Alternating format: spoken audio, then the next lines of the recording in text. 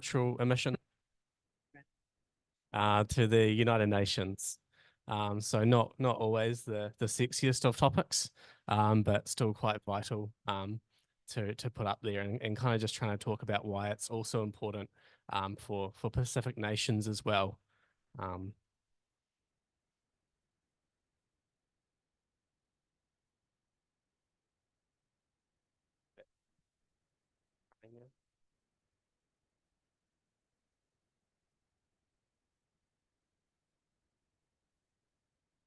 okay, awesome.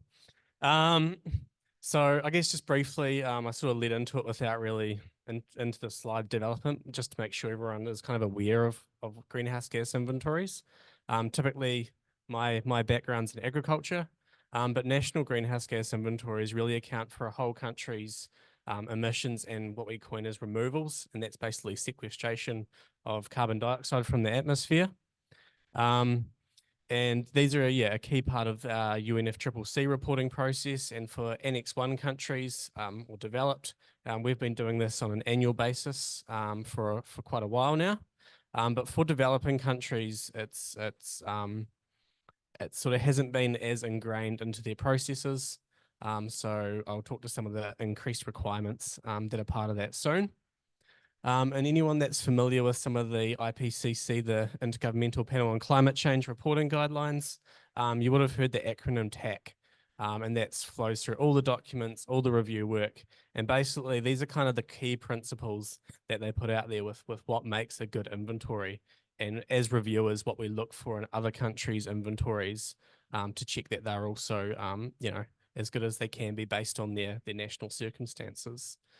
So transparency, and that's really just making sure that looking at another country, you can use what they've provided, their assumptions, their numbers, and you can get from their start point and you can make it to the end point. So you just really get a good picture of what's going on. Accuracy in that a country is neither sort of over or underestimating their emissions and removals as much as possible. And completeness is really just making sure that you're covering all aspects of activities going on in your country. There's a few caveats in the guidelines, but won't bother getting into that. But basically everything that's generally occurring on land. Comparability and consistency. So I guess just trying to touch on a few points because for a lot of Pacific nations, their inventories and their emissions are so small that we always sort of have to try and push the argument of why bother and why push for a more developed and a more accurate inventory for a country that pollutes the environment so little. So a few of these points I'll touch on today are sort of towards market access, ensuring, I guess, policy and decision making is accurate, domestic and NDC targets, climate finance reporting obligations and commitments and other identifying opportunities for investment. So really just market access, and I'll probably end up using a bunch of points from New Zealand, given that's where I'm from and that's what I'm used to.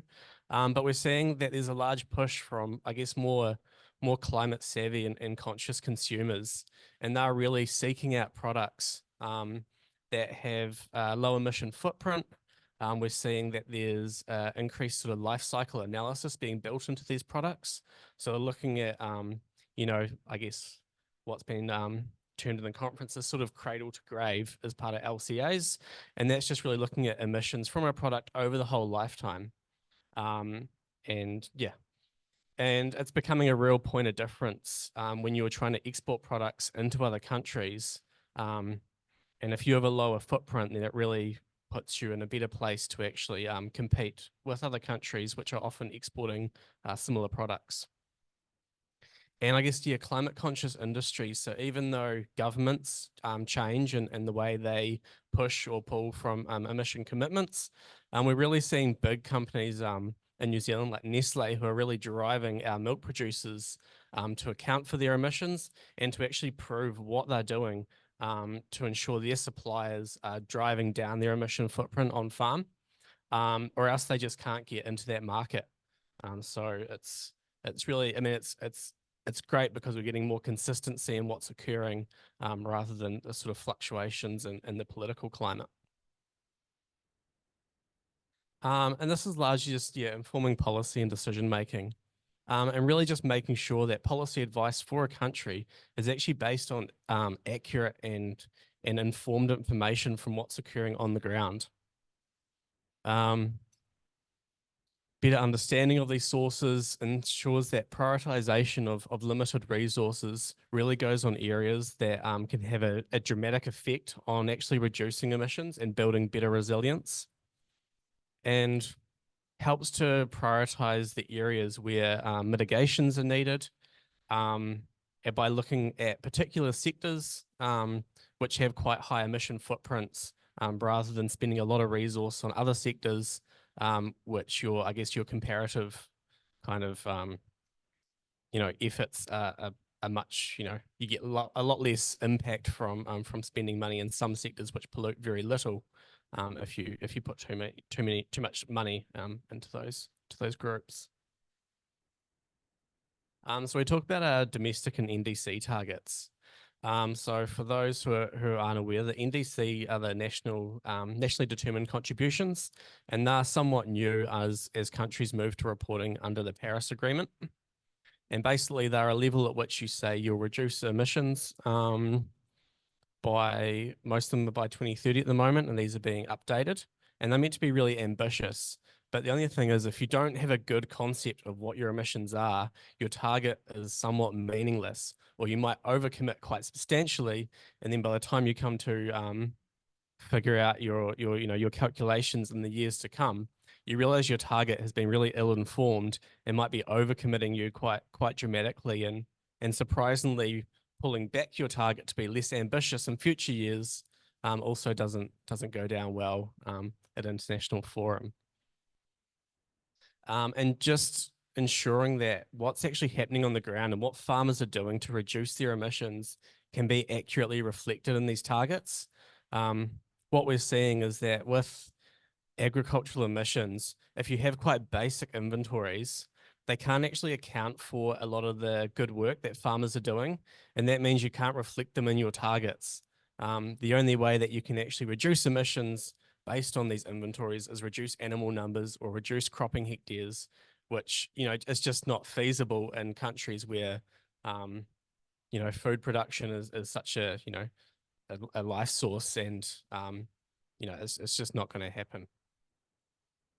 And I guess, yeah, that's touching on the next point, and really just not risking livelihoods and the food security of these nations, which, if anything, need to keep producing more food and become more productive. Just touching on climate finance, and we've got some talking a little bit later on in the session. And just ensuring that if you have a more advanced inventory and you're accounting for your emissions better, it means that when you're actually going out and applying to these groups in competitive landscapes, having a more robust inventory and show that you're actually, as a country, investing and moving in this space, puts you in a better sort of position moving forward, to seek and get funding to develop better mitigations and adaptation efforts. And I guess this is probably one of the main points, and what is driving some of this capability building work is, as we've moved from the Kyoto Protocol to the Paris Agreement, it's actually ramped up reporting obligations for all countries quite dramatically. Previously, a lot of the people, be it in ministries, they'll be familiar with biennial update reports, national communications, and there was a lot of flexibility provisions, especially in the biennial update reports, in providing emissions. So some smaller countries won't have actually probably reported their emissions at all to date, and some might have done it 2 or 3 times. And generally but what's happened is contractors have come in, done the work and reported for a country and then left again. So we really see a lack of, institutional capacity in country to meet these reporting obligations. And as we move forward into Paris, what's been termed as the biennial transparency report is actually being required to report on every 2 years, regardless of what country you are. So developing, you must report your emissions every 2 years. And that's actually a massive step up for a lot of countries who don't have the resource and don't have the capacity and knowledge to currently do that. So there's a few flexibility provisions in there for developing countries. But I see in cycles to come, those will lessen quite a lot and we'll really have to move forward in much more regular reporting.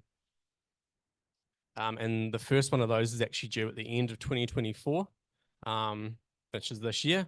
And I know a lot of developing countries are still trying to catch up to previous reporting cycles on their biennial update reports, national communications. So it's really just heaping a lot of reporting obligations on these countries, which are already really constrained. So what we're trying to do here is, really coordinate some of that capacity to ensure that countries aren't, overburdened by this reporting and that they can build their institutional knowledge as much as possible so they can continue to meet these requirements.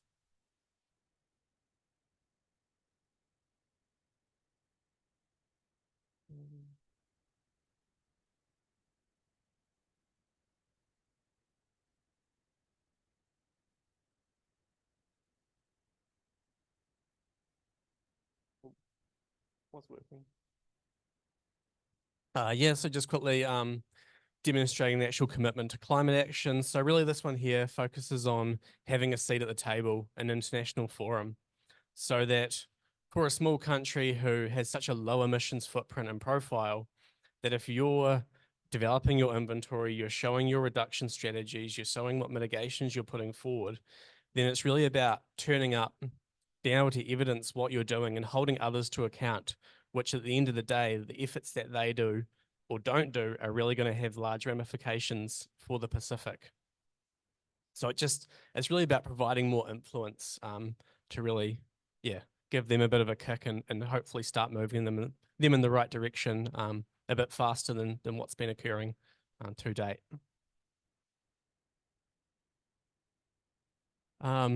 Sorry, a few of these slides probably had a bit of crossover, but really just trying to identify where your most cost-effective areas are for investment in the emission reduction space. So your most energy or your most emission intensive areas, so that you can actually put those limited resources into the right areas that will have the biggest impact for a country. And under the IPCC guidelines, we talk a lot about tier 2, tier 3 methodologies.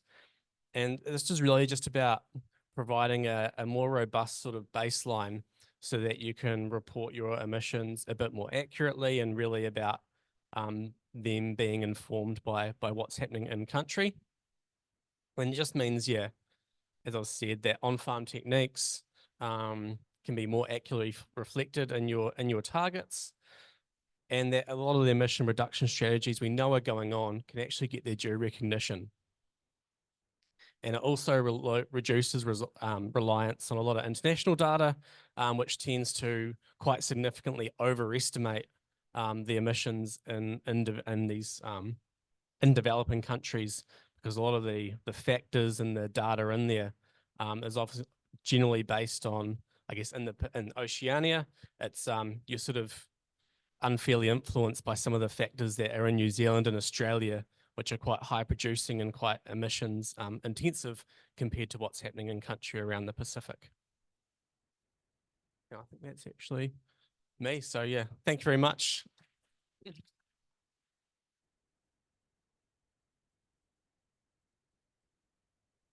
Thanks, Ben. Have we got any questions?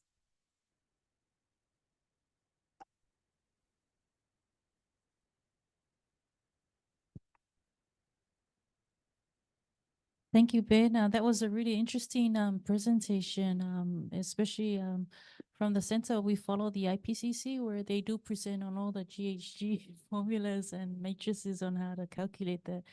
But we also follow the transparency reports, where they will at COP, where they also discuss the enhanced transparency framework, where it's important to report these inventories to the UNFCCC, so that we could have the one report for the globe. But yeah, my question is, this is actually a really good presentation for us on in the islands, because sometimes we find, as you said, the reporting in agriculture is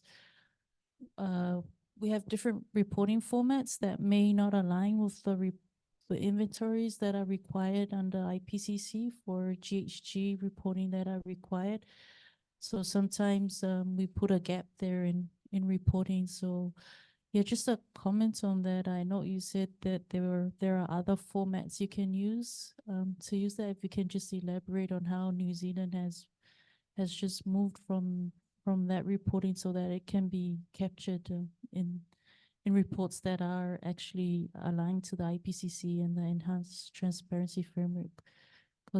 Because we don't have the reports, sometimes we just leave a gap and then it's not counted in the global reports. Thank you.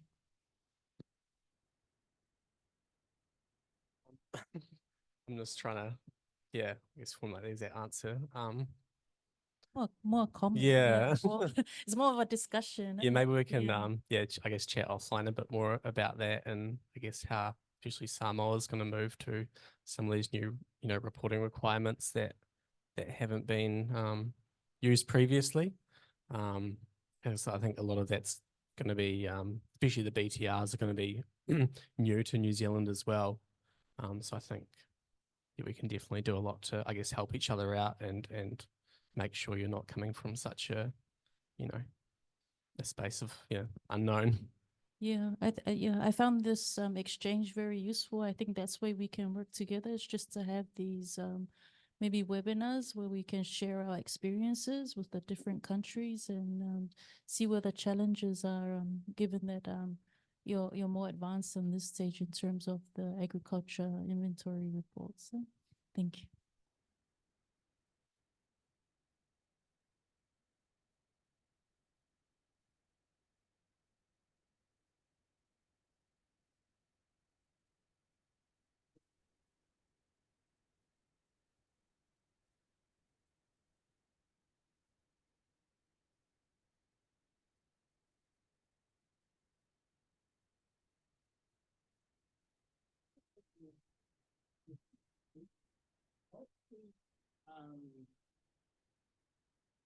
What's the realistic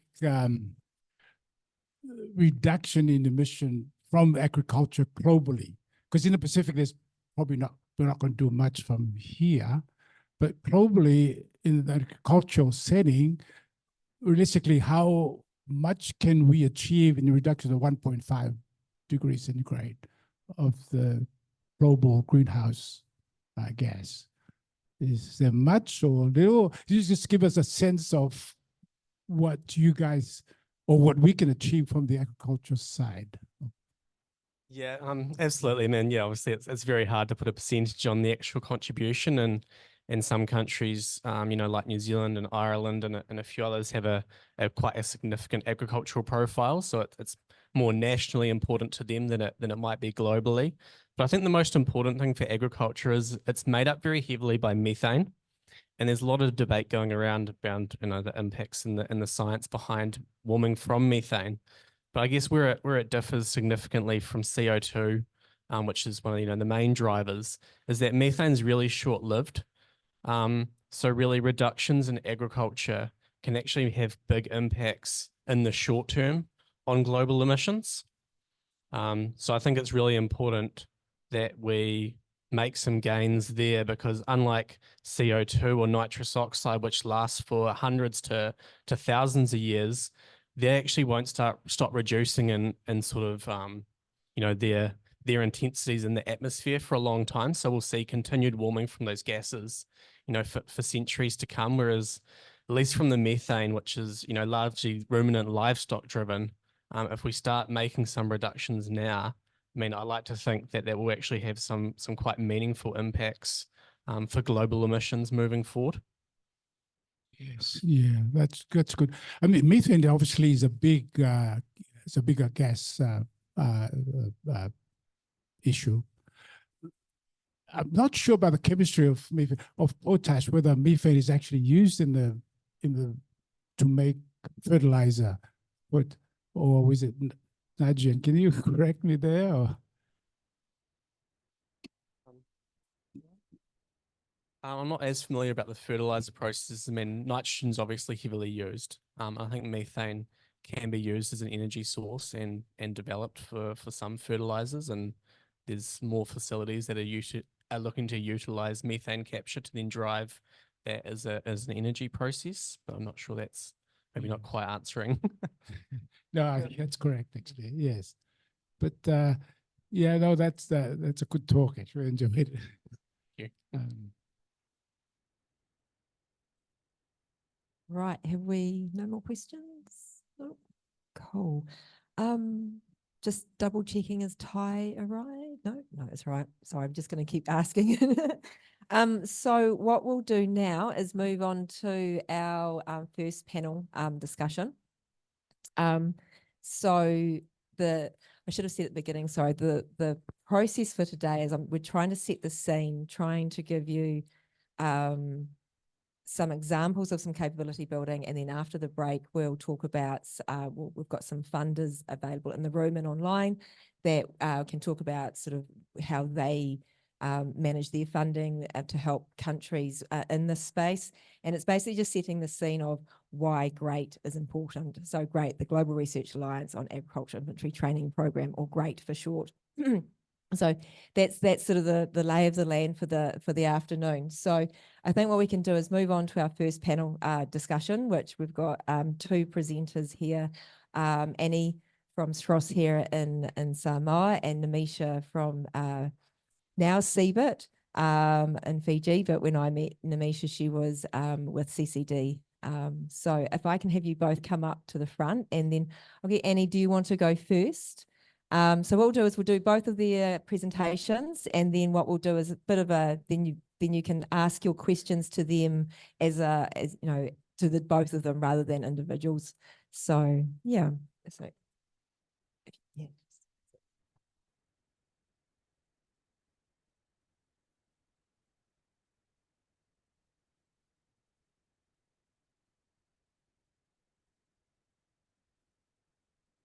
So just to let you know, we kind of dropped Annie in it on the short notice. So I'm very much appreciative of both Annie and Namisha for coming over. So Okay, for someone who gets super stage fright, thanks for this, Andrea.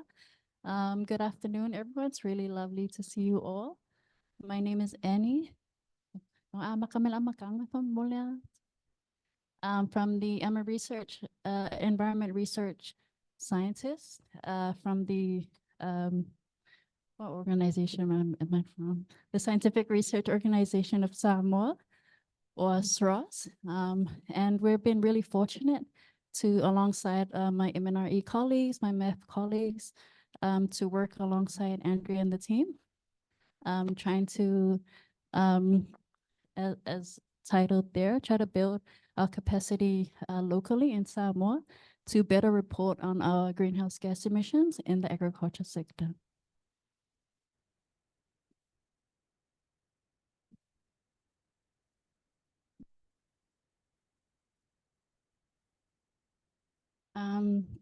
So just a bit of background to show how, I guess, climate change initiatives, climate change adaptation and mitigation initiatives is a growing priority, I guess, globally, but also regionally, and especially in Samoa. The Samoan government have developed over the past years policies increasingly look to address climate change adaptation and mitigation developmental issues. And this is highlighted in just some of these overarching policies. So for example, the first one, Samoa's Climate Change Policy 2020 to 2030. One of the key outcomes looks to establish a greenhouse gas inventory, as well as updating the inventory and NDC's targets going forward. And also just as important, to try to deliver Samoa's third national communications. Another such important NDG policy, another important national policies is of course our NDCs, which Ben has touched upon, is a nationally determined contributions. And I believe we finalized our most recent one last year.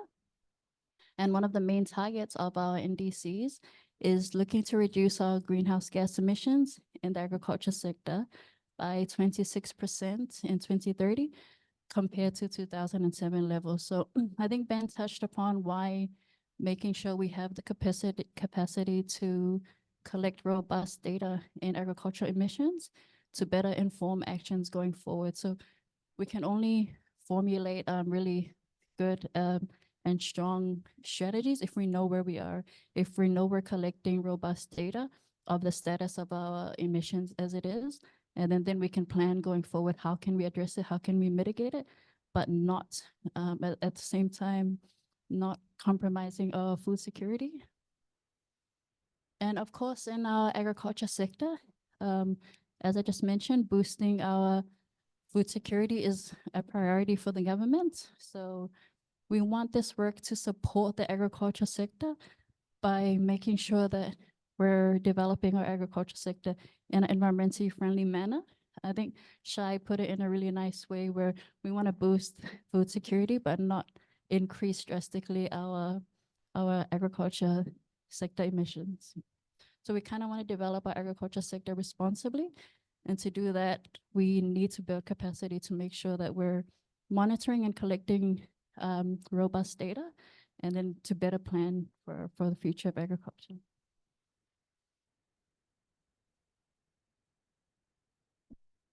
So these are some of the objectives of the work that we'll be doing under this important program.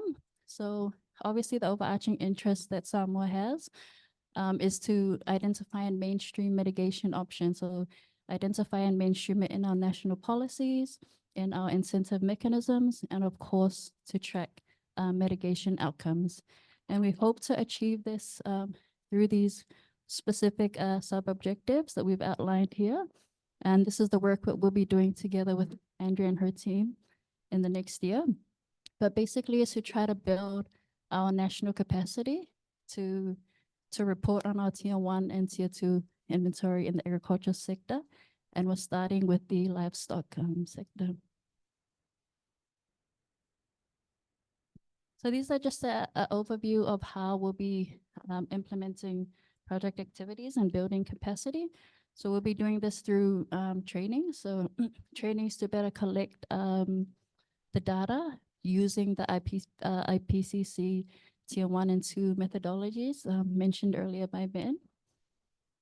And also just as important is making sure that we strengthen our collaborative networks between our stakeholders. So between our national government stakeholders, but also just as important, our agriculture stakeholders, our farmers, because they're the point at which we collect the data. So their buy-in and their support is really crucial for this to work as well.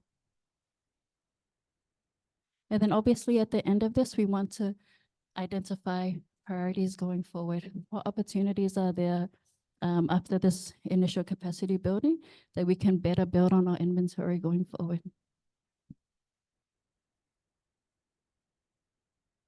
Yep, so this is just our, I guess, our wish list or our dream at the end of this project. We want to, by the end of this project, to meet our greenhouse gas reporting requirements, to continuously build on our agricultural emissions data collected. So we want this to be a beginning of something that we continually build on an ongoing basis. So as I mentioned, we'll be starting with the livestock sector, but we'll also be hoping to move into croplands and others based on the priority areas of Samoa's agriculture sector. Also based on our findings at the end of the project, we want to see what opportunities are there to implement place-based research to better support our agriculture sector, to try to come up with better mitigating initiatives against greenhouse gas emissions in Samoa. And then of course, we want to demonstrate our competency in the emissions reduction area. And as Ben mentioned, hold high emitting nations to account.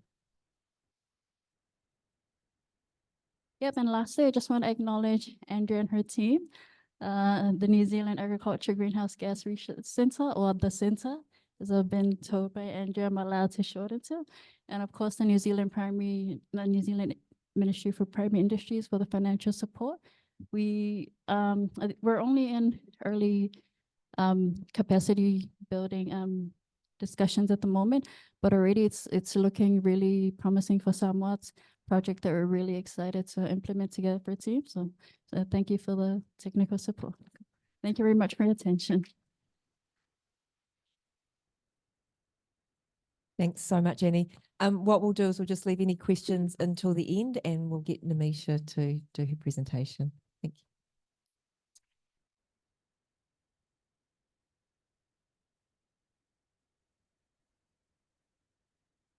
Good afternoon, everyone. Sorry, I don't have a presentation, so I'm just gonna. Yeah, maybe I just have a low voice. But yeah, so I'm just going to talk maybe Fiji's experiences in developing the inventory and reporting, and more so for the agriculture sector. So I'm Numisha. I'm the project coordinator for a project called Capacity Building Initiative for Transparency. So that project basically it's Jeff funded, and it's aimed to improve the country's reporting over time and put in place more effective systems for reporting. So maybe the first thing I would like to touch on is development and donor partners themselves, because in the Pacific we have a lot of attraction of support as well. So I think if you're talking about greenhouse gas inventory and the technical nature of it, I think countries and divisions who are coordinating activities for that have to be smart in selecting their partners, especially for greenhouse gas inventory. So for example, in Fiji, we have the CBIT project that looks at sort of the overall inventory for all sectors and how you improve reporting. So under that, we do overall things like, establish a IT-based greenhouse gas database management system, as well as, the capacity building activities under that include, establishing curriculums in regional university, on the use of IPCC software and how to do reporting and the mechanisms under it. And if you go down to the agriculture levels, for Fiji, there are quite a number of projects that we're doing, but I would say they all complement each other really well. So we have support from ICAT, the phase 1 that looked at basically policy assessments of the greenhouse gas inventory, creating manuals and guidelines on how to do it. And the phase 2 is more on going on to tier 2 and seeking out more subcategories under the livestock and other sectors. But also I also wanted to point out the flexibility of the donor and development partners as well, to suit your needs as well. So for example, in the ICAT project, we have requested hard infrastructure, for example, tablets, and like you said, the data comes from the ground. So obviously you need that hard infrastructure to collect the data. And for the New Zealand Egg project, Andrea's project, I think the CCD team had requested embedded support. So not consultants doing the work, so putting national offices within the climate change team to coordinate the activities, so you retain that capacity and knowledge that you gain throughout the project. And there's another project called the ACI project. That's from Australia, that basically looks at it's more experimental.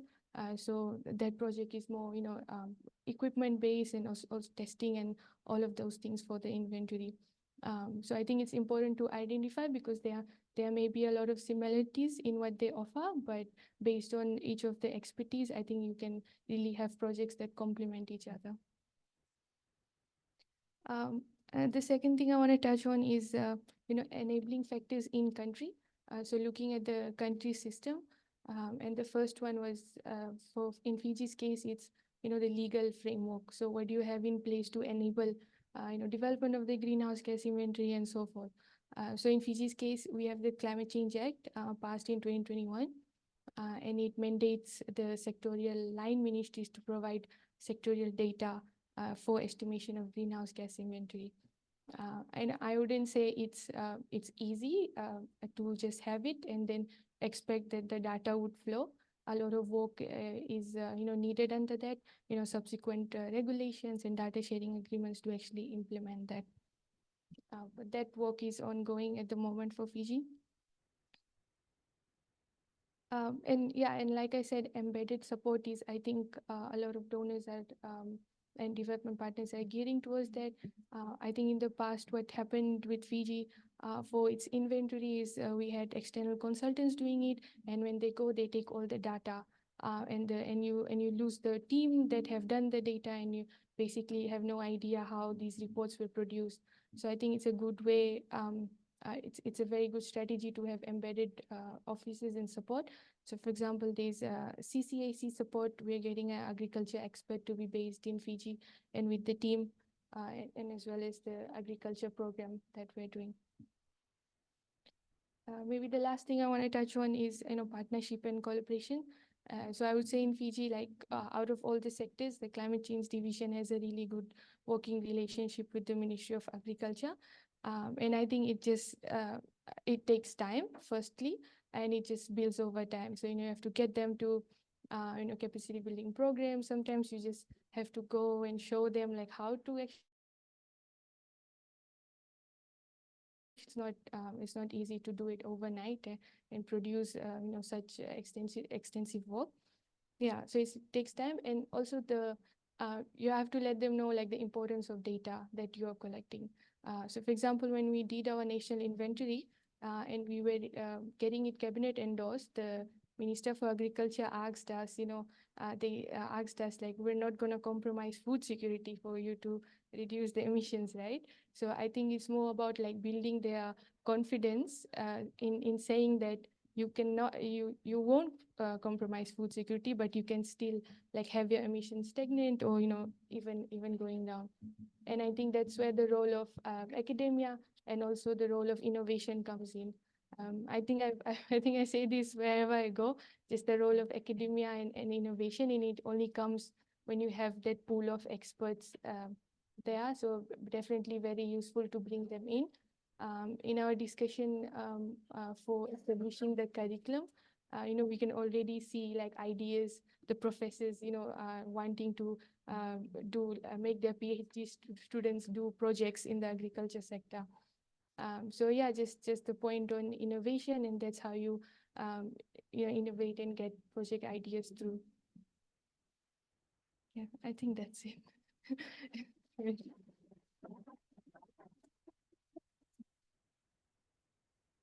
Fantastic. Thank you so much, Namisha, for your presentation. So have we got any questions for either Annie or Namisha? But we also have a couple of other colleagues in the room that potentially can answer some questions on capability building in Samoa as well. So Yeah, I have a question actually for maybe all of you or all of you. I can see the quandary here in the smaller islands, that Samoa, Fiji, Tonga. The problem I can see is trying to balance between food security and trying to reduce your carbon emission at the same time. Obviously, we can't have carbon trapping in agriculture that's done in other areas.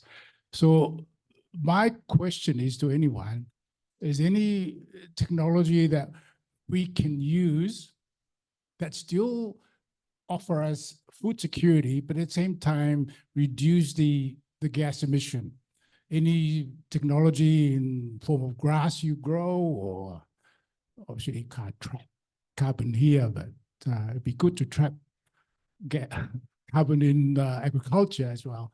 But yes, is there any technology that we can use that still gives us food security, but have our carbon limited to give ourselves a robust carbon emission? Is that the fair question, or is not a fair question? I'm not sure. It's just that it must be hard trying to balance those two factors. Okay, guys. well, this is Tulia, and I'll get her to answer. She's got an answer for that. That's a very good question. I think From my own perspective, really, with regards to agriculture and competing priorities with the MNRE for Samoa or the conservation teams, it's pretty much, yes, food security and conservation. But I think there are some technologies out there that reduces the need to deforest. Right, because the priority is grow food, grow food, grow food, that means we need to cut more trees, cut more trees. That's the understanding that there is, but there are technologies there. There's a lot of aquaponics. There's also the, now, I think it's new to others, the aeroponics, where you can just start, I think it also can be a answer to a question that was asked earlier for those who are in urban areas, where you can just use that technology to grow your food for your family consumption, not necessarily for exports, but for your own food security within your own household. There are other technologies out there. So aeroponics one thing, but I don't think Samoa has moved into it yet or realized it as well. So I think that's one answer to that particular question. And I think the other answer is just changing our need to have meat. In Samoa, there is a lot of meat eaters, but then again, the meat that is for us is from overseas. The majority, more than 80%, is from overseas, imported from overseas. But again, it's us. We don't have that much, but at least the donors and countries can see that it's a huge concern for us because it's our home. I think that just along those lines, I'll try and think of some more answers and I'll answer again. Because that's exactly what another point I was going to get to. It's, to me, food security is the same as health security. If we don't have food in the primary industry, we're going to use a lot more processed food that comes from overseas, for tin canned meat, and we have that problem too. We've got a health problem. We've got a chronic illness problem. I mean, I come from the health, that's my background. So I see a lot of that. So we've got this quandary, the climate change, the food security, the health, and somewhere we've got to balance those things. And I can see technology is probably still immature here, or loosely developed in Samoa. So, Yeah, perhaps so if I can also pitch in and help Tulia here. So my name is Utule, and I had worked in the climate change space with the Ministry of Natural Resources and Environment for a while now, although I have just recently changed my role. But I think just to help sort of tie in some of the key points that had been discussed and coming to the answer of this very important question, with all these conflicting priorities, which are very important. Food security is a priority because it's our food sources. We need it. It's the basis of what healthy islands and healthy people are. And at the same time, it's causing emissions that is exacerbating climate change that we also, as a small island, are very vulnerable to. So where do you find the balance? How do you find a solution that is fair to both sides? And we had heard quite clearly from our speakers today about some of these country priorities that we're doing and some of these reporting, like our NDCs. And that's exactly the key purpose of that reports, is also to give what are we going to do to address that issue. And I think for Samoa, you've captured quite clearly, we emit insignificant amounts, you would say, of emissions. And yet here we are trying to also address and satisfy these criteria set upon, but we do our part. And our NDC, which is our report, says that one way that we actually manage that, which is also specific to how we manage and approach agricultural practices here. And the way we reduce our emissions, and it's in our NDC, and one way is by managing our agricultural practices through proper manure management, because manure is one way that emits a lot of these methane that's contributing, and also our fertilizer used for our crops. So it's an island that is the sort of solutions that have been put into our NDCs to address that, at least on Samoa's part. But we recognize that it's a global effort. And countries who are a bit more developed also have really cool technologies in place. Andrea Luck, also assisted Samoa by taking us on a study tour to see the sciences, and the sciences can be genetic modification of animal DNA to make them produce less methane. There is really cool technologies out there on how to do that. But, you know, we recognize that our small islands, we do not have that capacity nor resources to implement that, but it's a good sort of site for the future of where we could possibly be going into. But for right now, that's what Samoa has at least put into place on how they manage or mitigate and adapt to that, is by agroforestry. So sort of adapting how we do agriculture, and also ensure that we keep our trees that capture the carbon, integrate those too. And it's also something that we culturally have been doing anyway. So it's sort of leaning into our traditional knowledge and indigenous practices of how we farm and fish and grow. Managing manure and managing our fertilizer. That's kind of like the three that are sort of in our strategy of government and how to manage that. But yeah, I hope that helps shed some light on that. Thank you. Yep. Thank you, Uhle. You touched on some points that I was also going to say. A lot of it is around the management and animal health. That's another big one, is improving animal health, and you end up at what's called reducing emissions intensity. So if your animals are healthier, and it's about different productivity systems. And thank you, Uhle, on referencing the Indigenous work, and I think that's where the connection with this Indigenous Research Network is as well. But Tuli, have you got another? I Yeah, think thank our you. panel members have been let off lightly here. Yeah, thank you so much for that, for the opportunity. Yes, thank you so much also for alluding on to just touching on the areas that we have worked on with regards to pasture management, farm management, manure management. Yes, these have already been identified. But the question is, have we relayed this all the way through to the farmers? Now, there is an area there that has not been touched upon. We have not moved into that just yet. We have laid down everything that we know will really reduce our emissions, but what is there that we can give to our farmers so they can actually implement this? We are just policymakers, but they are the ones that will really do the work, at the ground level. So I think beyond this, it's just a matter of equipping our farmers in terms of their capacity, their capability, so that they can actually have this done at their level, because really the data that we're looking for is from them. And if they're not equipped with the scales that we need them to weigh their animals, or any fancy tools or gadget that can calculate how much methane they're giving out, then there is no point of us doing much of this if it's not all the way down to the grassroots where it's actually coming from, which is from our farmers. So basically, let's look beyond what we have now and equipping our farmers with technology and assistance that they need so that they can actually have this rolled out at that level. Because yes, we talk about tier 1 transitioning to tier 2, but what data do we have? I'm talking about Samoa because we tried this.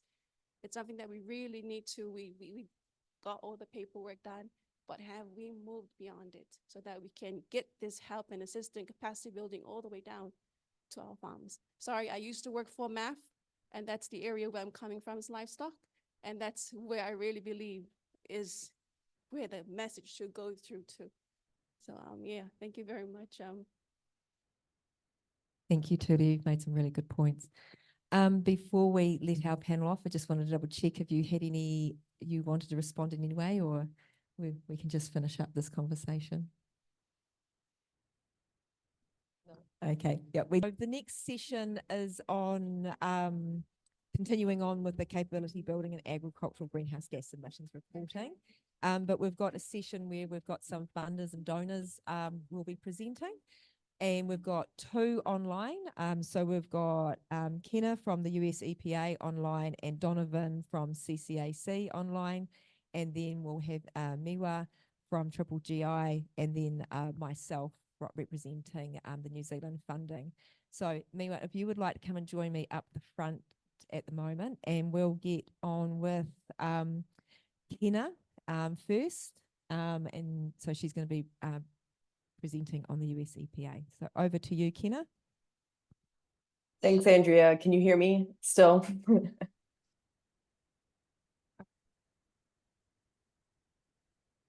Yeah, I can. Okay, Sorry, great. Thank you. Make the microphone work again. Hi, everyone. Good afternoon. As Andrea said, my name is Dr. Kenna Rucastle. I work at the U.S. Environmental Protection Agency, and the EPA plays a similar role in the U.S. as Ben's organization does in New Zealand. We compile the U.S.'s greenhouse gas inventory as part of our documents that we submit to the UNFCCC to report on our emissions under the Paris Agreement now. And I'm here today, I really appreciate the invitation from Andrea, but to talk about our Transparency Accelerator initiative, where we provide capacity building support for greenhouse gas inventory development. I'll mention as well that myself and my colleague, John Steller, who wasn't able to join this evening, coordinate the agriculture, forestry, and other land use AFLU sector emissions. So we lead the inventory compilation for the sector and do a lot of the work, peer-to-peer exchange, helping other countries and other inventory compilers prepare their estimates as well. Let's see if I can, there we go. I think the slides will lag a bit there, but the Transparency Accelerator was really motivated by, as Ben gave a great presentation on, the enhanced reporting requirements that countries are facing under the Paris Agreement. Countries now, both developed and developing, have to submit high quality BTRs, biennial transparency reports, using the 2006 IPCC guidelines. And these reports really focus on kind of standardizing the way that all countries in the world, all parties under the UNFCCC, are reporting on emissions. And this allows the UN to take a really overarching view of how, as an international community, we're doing in reaching our targets to limiting warming to 1.5 degrees Celsius. The motivation is that, of course, while developed countries have been doing this level of reporting for decades now, the developing countries have been submitting only biennial update reports, and so transitioning to this more comprehensive reporting structure is a real challenge. And we want to help countries not only meet this reporting requirement, but develop an inventory that can be used as a domestic policy tool to track how the country is doing in achieving its own domestic climate change mitigation goals. And so our approach, we provide really technical assistance instead of direct financial assistance. As I mentioned, kind of a peer-to-peer exchange framework where we as inventory compilers have developed tools that we use in our own inventory and that we find useful in documenting and archiving and managing our inventory system. And so we've developed tools to help other countries develop a similar framework. And we've also developed more technical calculation tools to prepare some of these estimates, as we know that many teams of inventory compilers are not necessarily experts themselves in any one sector, but are kind of doing some really complex calculations to prepare emissions estimates. We call this our learning by doing approach, and we host a series of trainings, but also just in-country workshops where we work together to review data, identify data gaps, prepare a complete inventory now, but also a system that can be improved on incrementally into the future.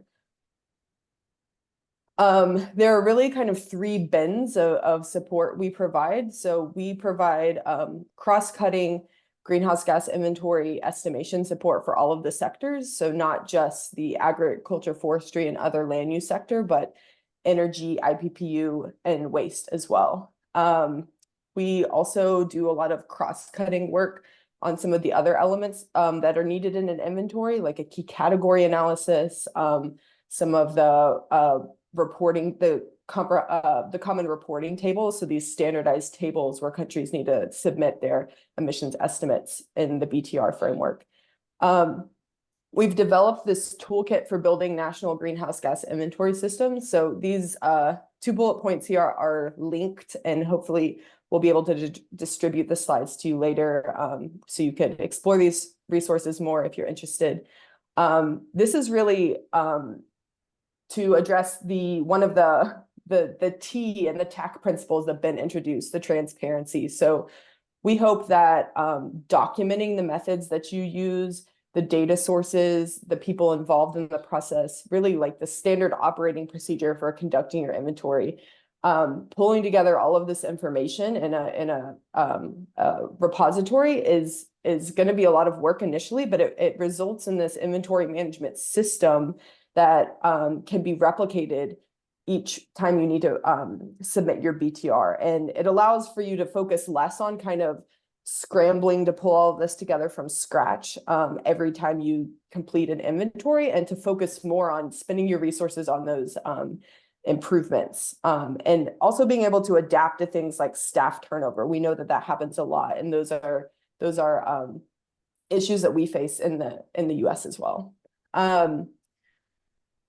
We have also developed our own agriculture land use inventory software called the ALU tool. This does implements the 2006 IPCC guidelines to estimate emissions for both the agriculture and the land use change and forestry sector.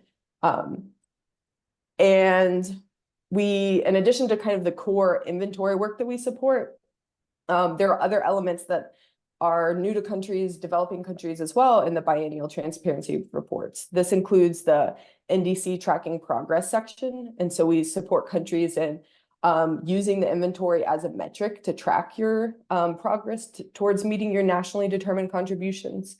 But we also help identify indicators, qualitative or quantitative, that can help track progress towards meeting those NDCs that aren't specific to reducing an emission quantity, kind of as shown in Annie's presentation for Samoa.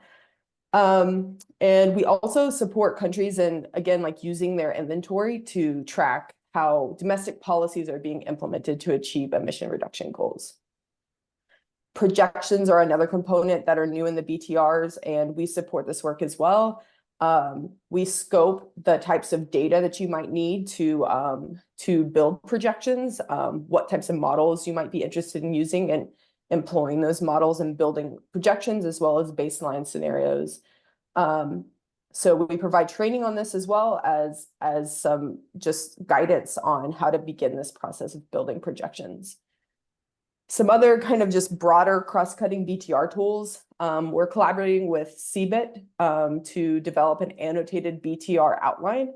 So we think this will be a really useful tool because it kind of lays out each section of your report, and just kind of indicates where you need to provide specific types of information. So it really helps you organize all of the elements of this report.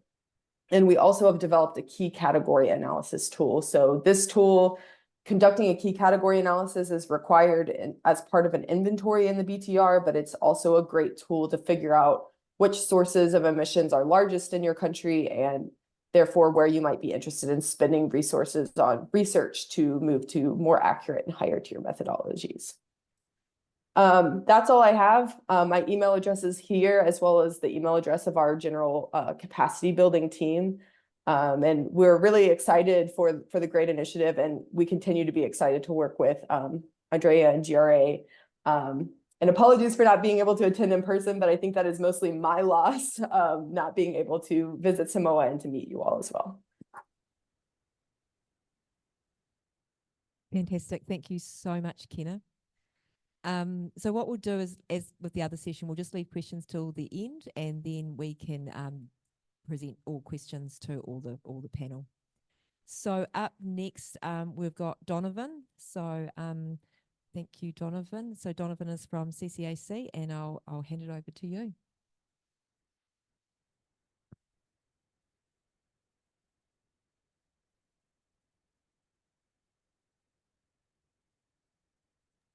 Right, you can hear me okay, Andrea, and you can see the slides? Yes, yep, we can hear you, and we Oh, can see brilliant. the slides. Yep, is it like a PDF? Yes, it is. Yep, cool, fantastic. Thank you. Hello, everyone, and talofa to everyone there in Samoa, but also other Pacific communities and friends as well. And I've been really well set up by Kenna and Ben as well. So I'm not going to repeat so much the ETF and the BTR process, but just reflect on the Climate and Clean Air Coalition's work in supporting through our agriculture hub, our member countries and other partners around the world in terms of focusing on their short-lived climate pollutants with a principal focus on methane and black carbon from agriculture sources, and to demonstrate the transition of CCAC to supporting countries through the BTR process, and also to be able to identify possible and at the moment implementing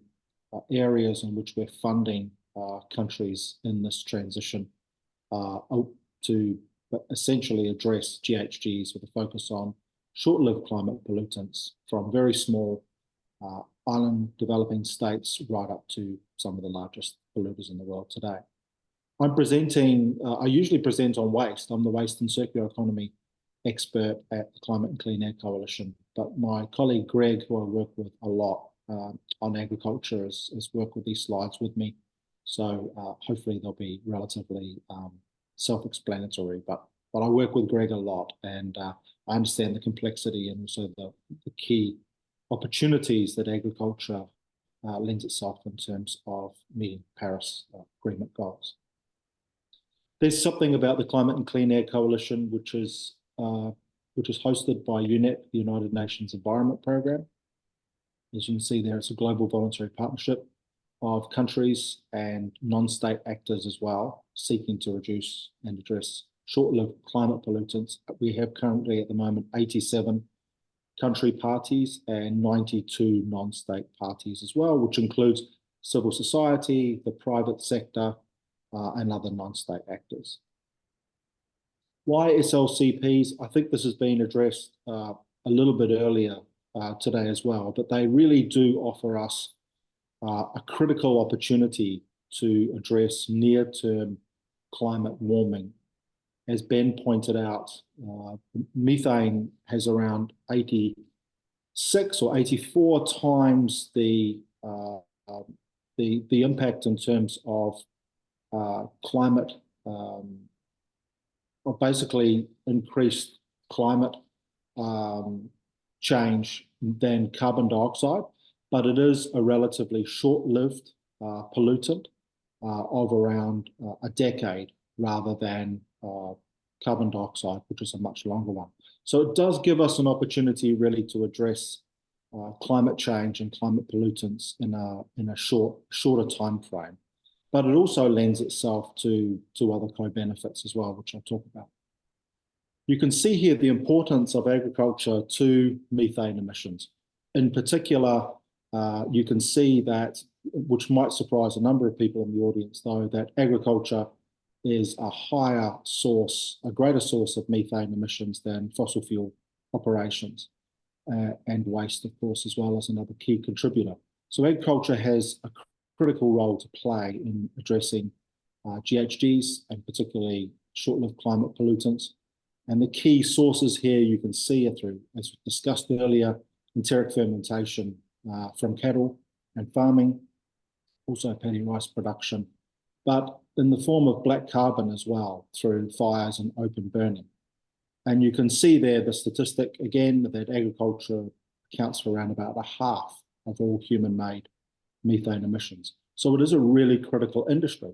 But I do also agree with the points made earlier today that that it also is a really difficult sector because there are a number of potential trade-offs.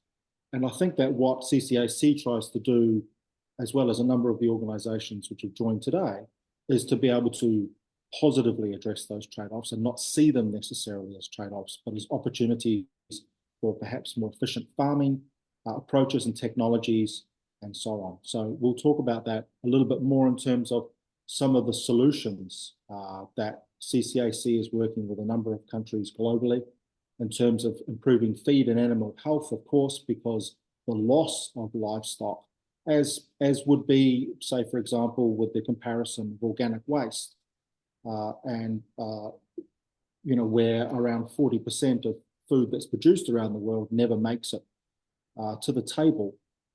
There can be a lot of potential efficiencies around animal health and husbandry as well. Obviously, methane to energy sources, the different ways in which we can manage rice paddies in terms of alternate wetting and drying practices, behavioural change in terms of sustainable diets, as we talked about earlier on today, but also on reducing the need for open burning, food loss and waste. How does CCAC support its countries? There's a range of, if you like, levels. So in terms of high-level political leadership, the Global Methane Pledge, for example, which CCAC is the secretariat for, supporting countries through technical assistance, funding and support, and also strengthening the norms, the normative discussions, also sharing the lessons from countries that have been successful in terms of shifting agricultural systems away from high GHG impacts. Our project implementation is you know, really impressive. We have over 100 ongoing projects globally with over 40 implementing parties. We support at the moment nearly 60 countries and ongoing projects with a fairly healthy and growing budget as well, which essentially comes from our CCAC Trust Fund, but also supporting very much through projects, sectoral mitigation plans, sectoral plans and policies and regulations where they don't exist, supporting both state and non-state parties in countries through global networks and regional and national networks as well. And where CCAC can't directly support, linking countries and other parties to other partners, including US EPA, I might add as well. It's been a terrific partner for CCAC for a long time. So we tap into the expertise of a global partnership as much as just drive things by ourselves. We focus a lot on planning and capacity, particularly through the Trust Fund, really supporting high ambition with respect to policies, strategies and plans, looking where we can create a higher benchmark in countries, a more achievable benchmark perhaps, and one that's supported by public policy along with private sector finance and other forms of finance from the outside as well. And we have a model in which where we have national projects that have national consultants. And I think that was talked about in terms of Fiji as well, where we have a new national consultant supporting Fiji. The ETF is certainly highly relevant to our work as we transition to supporting countries around the ETF, particularly as being talked about the annual transparency reports. We're seeing an increasing number of requests to strengthen inventories, to focus on more comprehensive and complete submissions, particularly with regards to methane, which is a compulsory GHG to report on, and where gaps in inventories exist. And also supporting the NDC 3 process, the third round of NDCs, supporting countries in terms of identifying opportunities for greater ambition and more transparent reporting. And we do that both through capacity in terms of in-country work, but also providing direct financial resources for countries that request it. Just a couple of slides to go here, and you can. I've talked about this a little bit in terms of our strategy in terms of focusing on supporting countries depending on where their key needs are, either at the planning and capacity level or on focusing on particular sectors such as agriculture. Through national consultants, which are funded through CCAC. But also we have, you can see there on the right-hand side, an immediate technical assistance portal, which is up to around $50,000 to support countries in a more immediate and short-term way through capacity building, technical improvements and understandings, but also the development of longer-term plans through immediate technical assistance, which has been a very popular form of funding for a number of countries. In the Pacific, we're working strongly with a number of SIDS, but also small island development states in the Caribbean. In the Maldives, we have some existing very exciting projects. These are both regional focus for us in the Pacific, but also a number of countries in the Pacific are member states and have joined the Global Methane Pledge as well. There was, just here, the very last slide, you can see some of the examples, just decided to put up some examples in small island developing states in particular of the kinds of projects which we do. You can see it's across cooling, it's across agriculture and waste and transport and all forms of short-lived climate pollutants as well. Really, I will be sharing these slides afterwards. Our website is fairly comprehensive and hopefully fairly user-friendly, so really happy to hear from people through both being a part of the agriculture hub of CCAC, but also reaching out to myself or Greg in terms of future engagement as well. So not only in terms of obviously the transition to the ETF and the BTR process, which we're very keen to support countries in, but also broader agriculture needs with respect to the climate as well. So thank you very much. Many thanks, Donovan.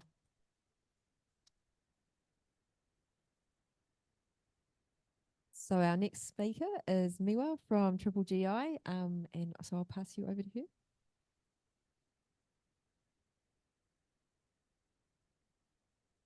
Aloha and good afternoon, everyone. My name is Miwa Wee, and I work for Global Green Growth Institute. In short, you can call it Triple GI or GGGI. I'm joined by my colleagues who are sitting in the back, as well as Namisha, who presented the Fiji Seabed project. Thank you for inviting GGGI to this session. GGGI is not a funding agency, but we are actually working closely with the government to provide technical assistance and also supporting government to access funding. So for those of you who are not really familiar with GGGI, I'm just gonna present some brief introduction of our organization and also talk about what we do in building capacity and also providing support to our member government and countries.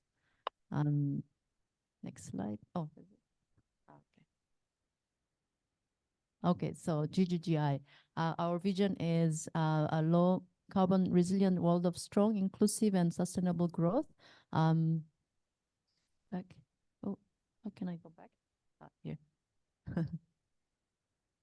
Okay, so our organization is headquartered is in Seoul, in South Korea, but we have regional office in all regions across all the continents. We also have a country office in over 35 countries, including Fiji, and also we're going to establish small office in Samoa. We have also big office in PNG. We have, I think at the moment, we have 48 member countries. We are international an intergovernmental organization that was established in UN Rio conference in 2012. So we are a very young organization, but we are also growing and also growing the presence in the Pacific region.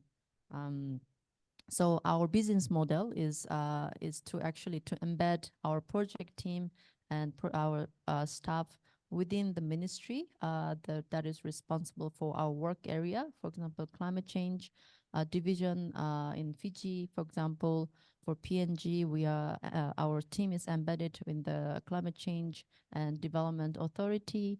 And in Samoa, we'll have also our team set up within the Ministry of Natural Resources and Environment.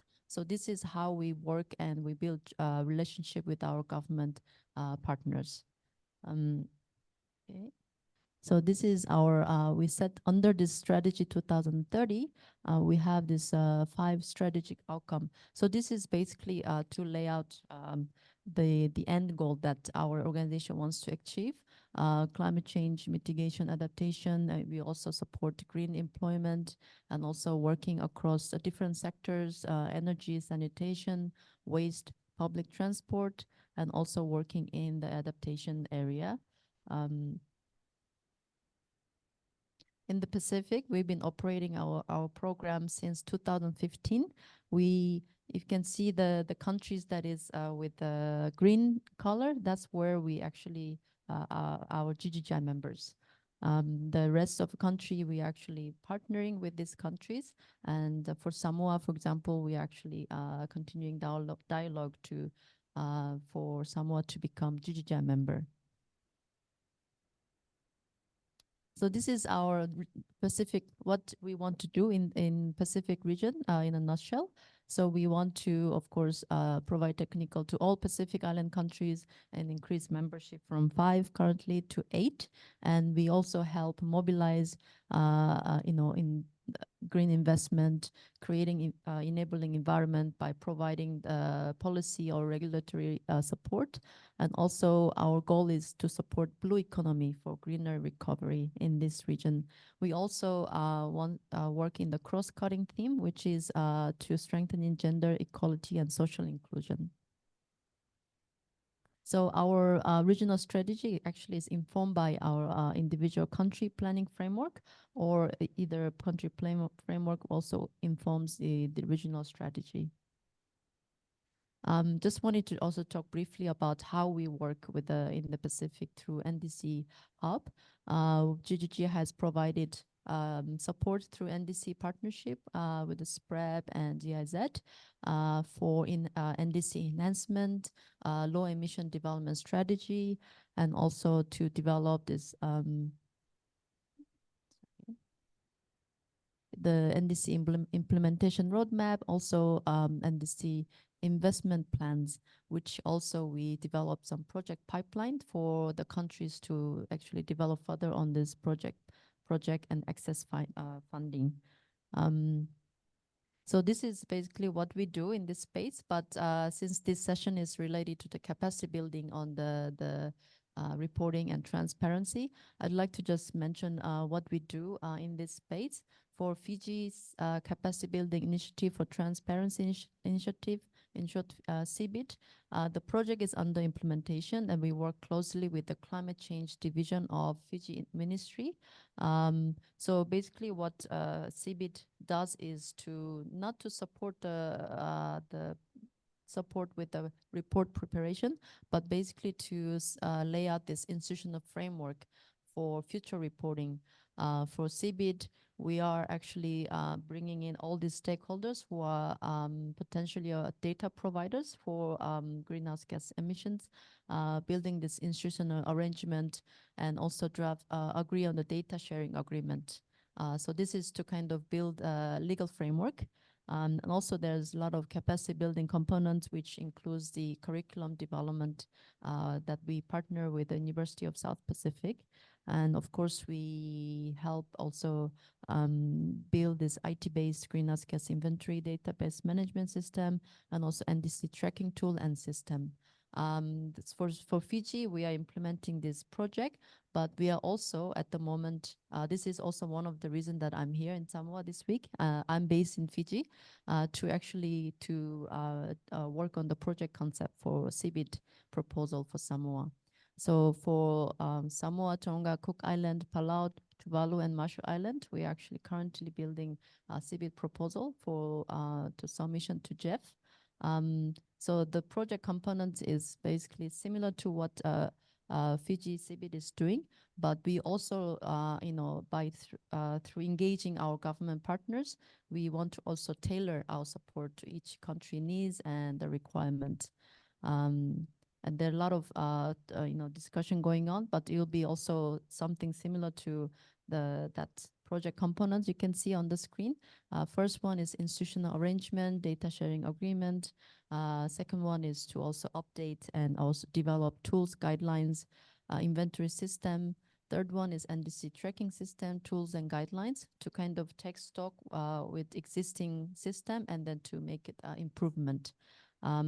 We also are very interested to kind of establish regional knowledge center or pool of experts who can actually support with the report preparation, utilizing national existing national regional institution. I see that we have a colleague from the SROS and also the GRAIT, the platform that our colleague Andrea is going to launch. I think it could be also a great platform that we could collaborate together. So we actually would like to also engage in further dialogue to kind of build this synergy. So yeah, this is what actually we do in this space, which is capacity building initiative for transparency. I'll stop here, but I'll stay also, this afternoon, this conference room. If you have any questions about GGGI, what we can do together, please, yeah, let me know. Thank you. Fantastic. Thank you, Miwa. So it's me now.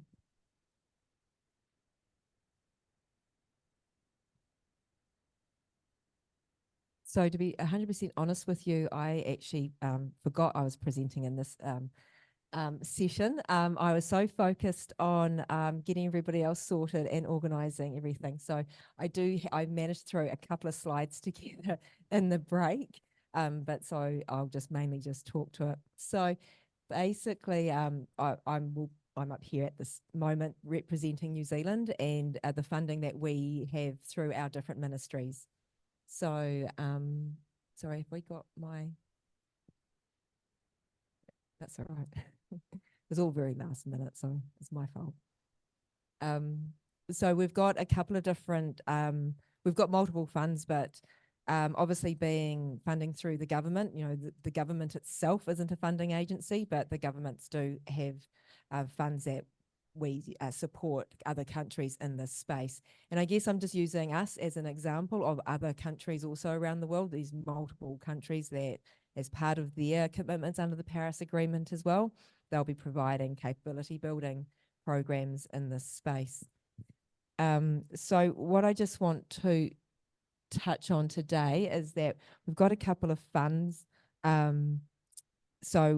Under our Ministry for the Environment and Trade, MFAT, we've got what's called the New Zealand CSA initiative. And so I just wanted to talk about what we're doing in that space. That's an example of what we can do in other countries as well. So these 3 different regions. So the first one is Africa that I wanted to touch on. And as you can see, we've got 2, 4, 6, 7, 8, 9 countries. Is that right? 2, 4, 6, 7, 8. Yes, 9 countries that we're working in. So the thing about the CSA initiative, the New Zealand CSA initiative, is it's not just capability building in agricultural greenhouse gas emissions inventories. It's also, we are doing some we're developing measurement hubs as well within the region. So that's basically trying to get equipment into the countries so that they can do some research so that then that will support the inventories. But then obviously there's no point in having that research unless you actually have capacity within each of the countries to implement that data. So this is led by a colleague of mine. The capability building work is led by a colleague of mine, Andreas Wilkes. And then the measurement hubs is led by Roger Hegarty. So Andreas is actually based in the UK and Roger's Australian, but both of them are through the New Zealand Agricultural Greenhouse Gas Research Centre. But as I said, the funding comes via MFAT. So this is just a really nice little diagram that they've actually developed under the CSA initiative, so I just wanted to present it because a lot of hard work goes into these fantastic pictures. So with the capability building, again, it's just as Annie sort of presented on the work program that we're planning on doing with Samoa, it's about going into the country and understanding where that country is at, whether they're at the beginning, at tier 1, or whether they actually have a tier 1 and need to progress to a tier 2. But our game plan, I guess, for every country is to try to get them to a tier 2 inventory for key sources of agricultural emissions in each of the country. We don't, expect the countries to have tier 2 for all of their agricultural emissions. It is just for those key sources. So that's our end game. That's where we try to get to. But we're always looking at things like institutional arrangements and cross-cutting activities that are applicable to more than just sort of agriculture. And we're always trying to work with our collaborators. So we're often, reaching out to US EPA and CCAC and others to either come and help us deliver these programs, or we're using their tools that they have developed, especially the US EPA tools that they've developed. So just moving on, just to touch on ASEAN. So what I should also say is that this particular work is, because it's New Zealand government funding, so these countries are priorities to the New Zealand government, but at the same time, the work is undertaken in support of the Global Research Alliance. So through the Global Research Alliance, if a country reaches out and says, we need help, can we have help in this capability building space, then we're always very interested to start talking to them and to see if we've got funds that can help them. Or if we don't have the funds, whether through our network, through the GRA, whether there is other countries or other organisations that can help them. So we're always trying to link people up. So in ASEAN, we've got the 6 countries you can see there. And again, we've got a couple of measurement hubs there. And again, it's just the same sort of template of going in and helping with that capacity building in this space, so that they've got the ability to report at the BTRs. So unfortunately, I haven't developed a really nice slide for the Pacific. So that's the program that I'm leading. Well, I actually sort of across all of the capability building work that New Zealand does, but doing the actual training itself is I'm concentrating in the Pacific.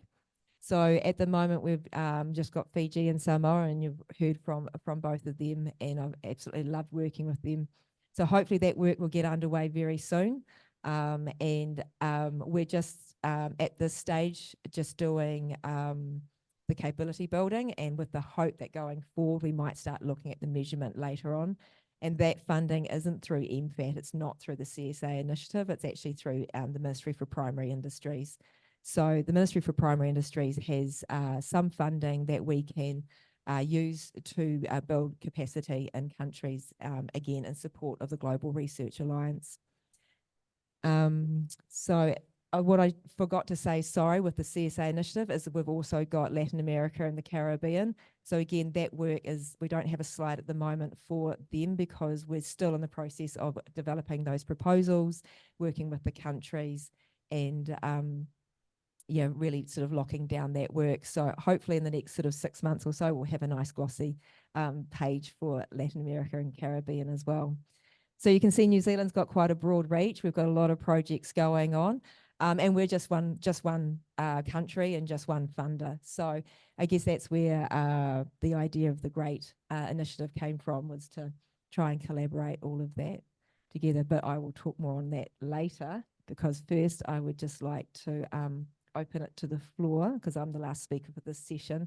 Open it to the floor, anybody online or in the room, if you've got any questions to any of the presenters today.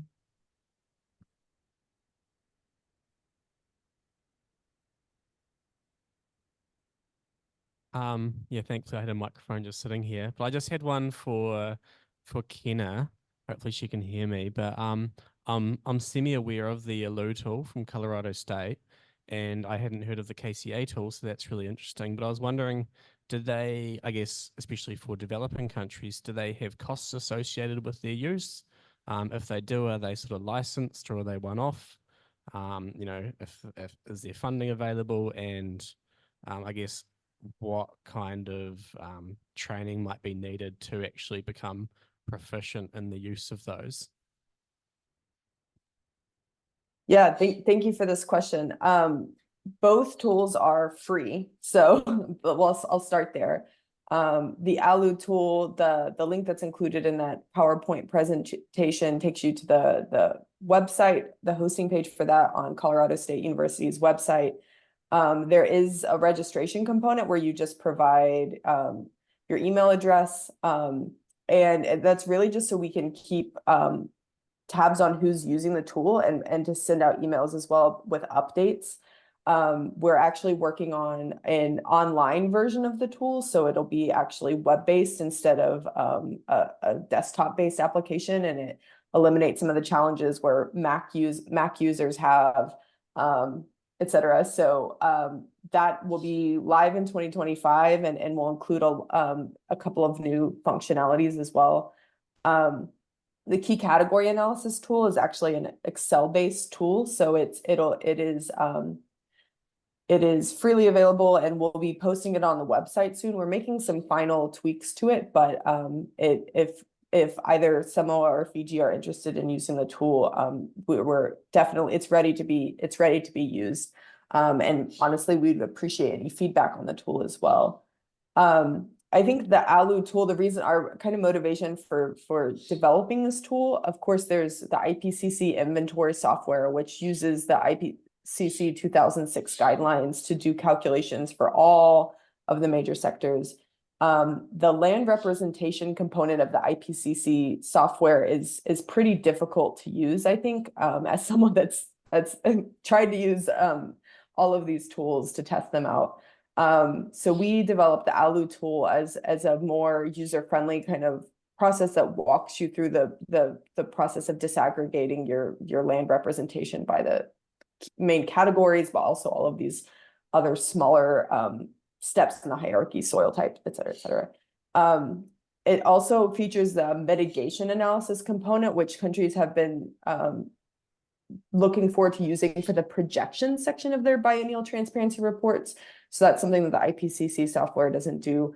But this allows users to kind of put in, you have your baseline scenario, your baseline inventory from your NDC base year, and then you can actually change some of the parameters if you want to explore what the impact of reducing deforestation or of switching to no-till agriculture or using enhanced efficiency fertilizers. If you want to change some of those components, it allows you to change those activity data and create a projection scenario, and then actually explore the impact of implementing different policies. So that's useful for domestic policy purposes, but also for completing that projections component of the inventory. So those are some of the features. The tool's readily available. I think all of them, there is a bit of a learning curve to using them, and we do workshops as well. But yeah, we recommend any of these tools, IPCC software, ALU tool, because honestly, it's a way to just streamline using the IPCC guidelines, and it creates a bit of a paper trail. There's a database associated with using these tools, and that can be a way of archiving and ensuring that there's some institutional memory if you were to have some staff turnover, et cetera.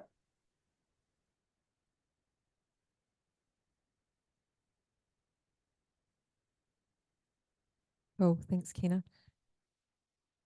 Avi, you've got a question? Yeah, more of a comment. Thank you, Andrea, and also our panelists. This has been very useful. As I said, I follow the transparency for the COP negotiations, assisting the countries actually. I'm playing more of a conduit role, and one of the things that came up is to ensure that we have these knowledge sharing platforms, and I can see that it's progressed well for the agriculture sector with all our esteemed panelists that have presented today. And I was very interested in the Transparency Accelerator. I think that's a useful tool as well, that maybe experts working in this area can see if we can replicate this in the Pacific. Because as you said, the tools that are available under IPCC is very difficult. They have trainings that are available, but the hours and times that this is available also is not suitable for us on this side. And just to note that since agriculture seems to be advanced in the inventory section, there's usually a call for a roster of experts under transparency. And this is very low in the Pacific. But we see this as one way that we can also assist in the reporting. If we can get more people in this roster of experts, then they get exposed to the high level training, and then we can report more in terms of the requirements, especially with the enhanced transparency report that is due soon. Yeah, and just to thank you, Andrea, as well as the panelists for bringing this. And I worked with Na Ravneet from your civic team as well. Yeah, so great to meet you. Yeah. Thank you. I highly recommend. I actually just took my my new roster of experts exams to be newly qualified to review inventories under the enhanced transparency framework. And I agree that it's a great opportunity to just learn more about the context of these reports, like why, what's the use in producing these more labor-intensive documents for all countries, and to prepare to get a reviewer's perspective on how to do an inventory, right? Like, what are the things that reviewers are going to look for when they review your own inventory, so you can kind of prepare more robust document yourself. Thank you. And I can just add too, as another person on the roster of experts as well and undertaking those exams, is that one of the things that we haven't discussed so much today, but is the process of the technical expert reviews, which will take place in country. There are some different modalities for develop SIDS, for example, where there might be joint reviews of submissions, BTR submissions. But the technical expert reviews not only are there to assess what Ben talked about, the TAC principles in terms of the reports, but they're also there to identify capacity and finance gaps alongside countries. So there is, I think, an important leveraging opportunity for countries that can, I think, identify those capacity and finance gaps which are required to bring their reporting up to a higher standard, but also to address their NDC ambitions. And I think that is the other side of the coin. So while the enhanced transparency framework and the reporting guidelines might seem, another layer of sort of onerous reporting and inventories and databases and so on the other side of the coin, they do provide a dialogue opportunity around increasing the capacity around reporting and the data to support that, as well as identifying finance gaps. And that is very useful for the international community and also the donor community. And the donor community, for example, developed countries are expected in their BTRs to report on what capacity finance they are providing for developing country partners. So there is, I think, a strategic opportunity for SIDS and for developing country parties through the reporting process to actually leverage more finance, more climate finance, and more specific capacity building projects as well. So I think it's another thing that should be discussed and perhaps can be seen as an opportunity through this new reporting process. Thank you. Can I just, I just want to follow up on the roster of expert for a second. Yep. I should say Ben and I are also on the roster of experts, and just also wanted to note your comment about there's low uptake in the Pacific. I don't know if this is the case in the Pacific, but I do know last time I talked to my UNFCCC colleagues, they said a lot of the time the reason why they're not getting people through is because there's a bit of a, what's the nicest way of saying it? It's the national focal points aren't letting people through. So it's just really, really important that the national focal points understand that it's anybody, well, not anybody, but it's really important to get as many people through as possible. And just also, just reiterating what Donovan said, it's like the review process isn't about trying to hang you up to dry or anything like that. It's about supporting you and helping you and identifying the gaps. So I think it's a really, really important part of it. So, sorry.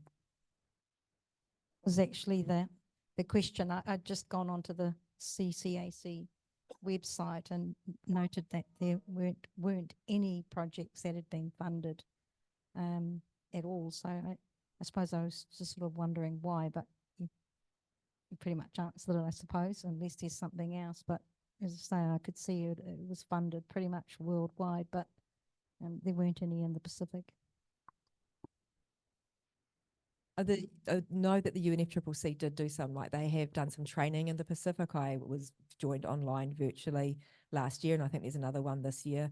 But I think often that is the countries need to request it. And so, yeah, it's the UNFCCC has a lot of also capability building work that they can, it would have been great to have a person here from the UNFCCC, but yeah, it's very much a country request. We sometimes are a bit more proactive about going out to countries and saying, you know, would you like our support? But the UNFCCC very much is you need to approach them. So if the focal points aren't doing that, then that's half the problem. I think SPREP is a very good conduit. I think that a lot of that training was probably SPREP reaching out to the UNFCCC possibly and requesting the UNFCCC to do regional training. Yes, we work closely with UNFCCC on regional training, but for national requests, everything has to go through the focal point. And maybe this is something that I have picked up also from the panel and also from this discussion is maybe we need just to also have capacity building and to ensure that focal points are aware that experts in the countries are aware that there is this this training is available and work with the focal points to get them elected. It's just a process, but sometimes the focal points wear a lot of hats, so it's just a matter of building the capacity and also to encourage them to put their names through and to be approved through the national focal points, because it goes through a national system to UNFCCC. Yeah. Any other questions?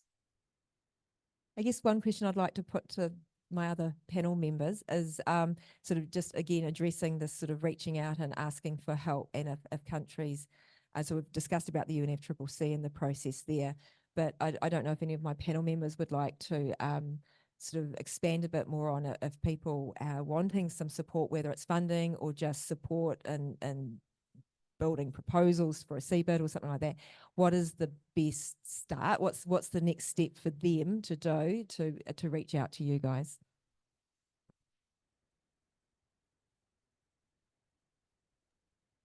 Thank you. I think maybe this question is related to what you what you asked. So yeah, basically what works is actually it's based on the country request and interest, but a lot of Pacific Island countries, I think their priority actually on the adaptation. However, there's also growing interest that the countries, they want to become more. There are a lot of efforts actually ongoing in their efforts to comply with the enhanced transparency framework under the Paris Agreement. So this is the CBID proposal that we're actually developing with 6 countries is actually at the request of the countries. So they have reached out to us, and then we started working on the project design. So this is how GGGI, for example, it works when it comes to the resource mobilization and access to the CBID funding. Yeah.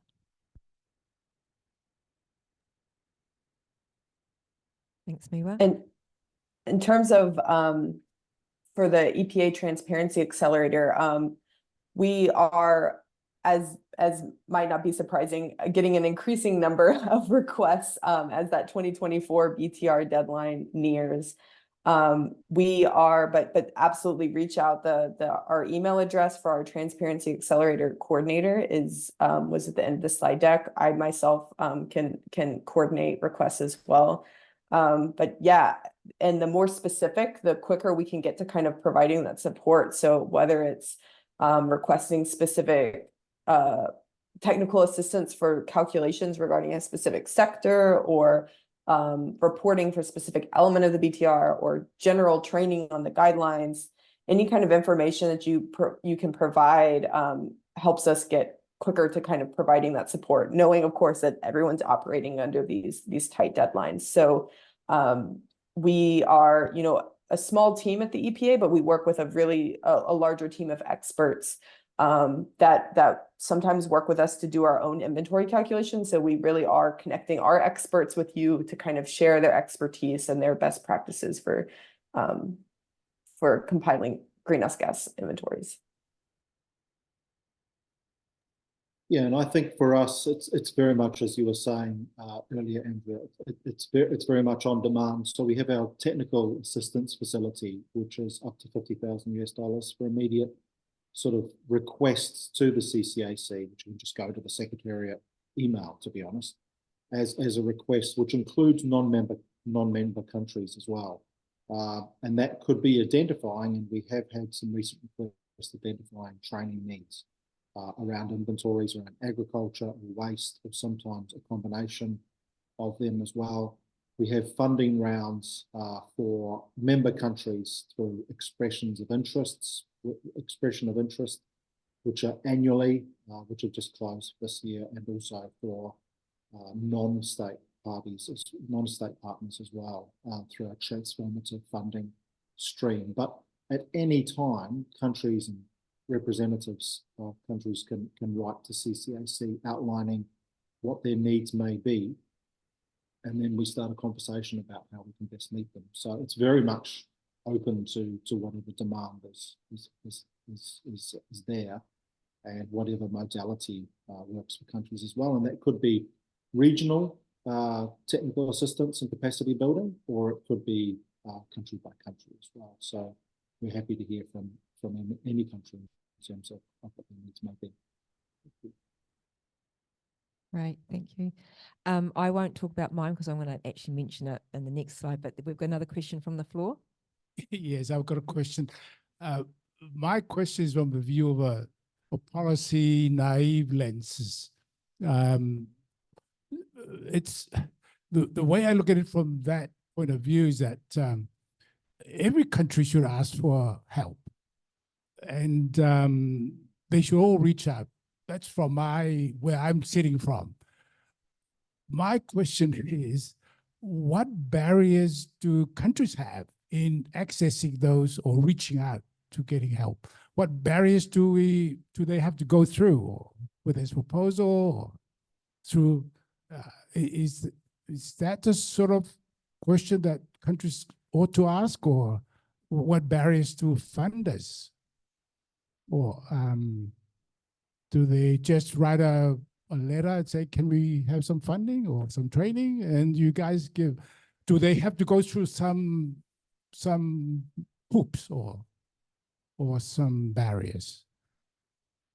I think from a New Zealand perspective, so for us, it's, as I said, sometimes we have country priorities.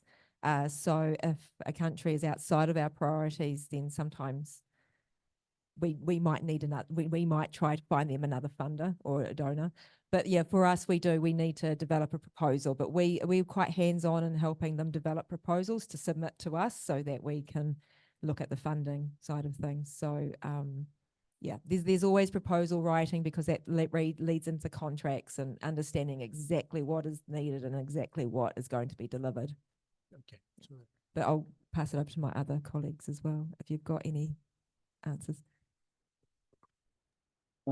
For our immediate technical assistance, which is available to all countries of the UN, there's no barriers. It's just a simple request and then discussion about how that request, how that need can be met. And the only really, I guess, criteria is that it has the support of national government in terms of making the request. For our member countries, then they are eligible for larger pots of money, up to several $100,000 through the annual expression of interest. And some of those have identified inventory strengthening around, say, waste or agriculture, fossil fuels, and so on, transport. So that's for member countries, and membership itself is a matter of, again, just an expression of interest. So by and large, there's no real barriers for us. We are able to support countries and help them, as Andrea said, help them define our best to meet those needs, and likewise to bring in other partners and other organisations where we feel that expertise could also be valued.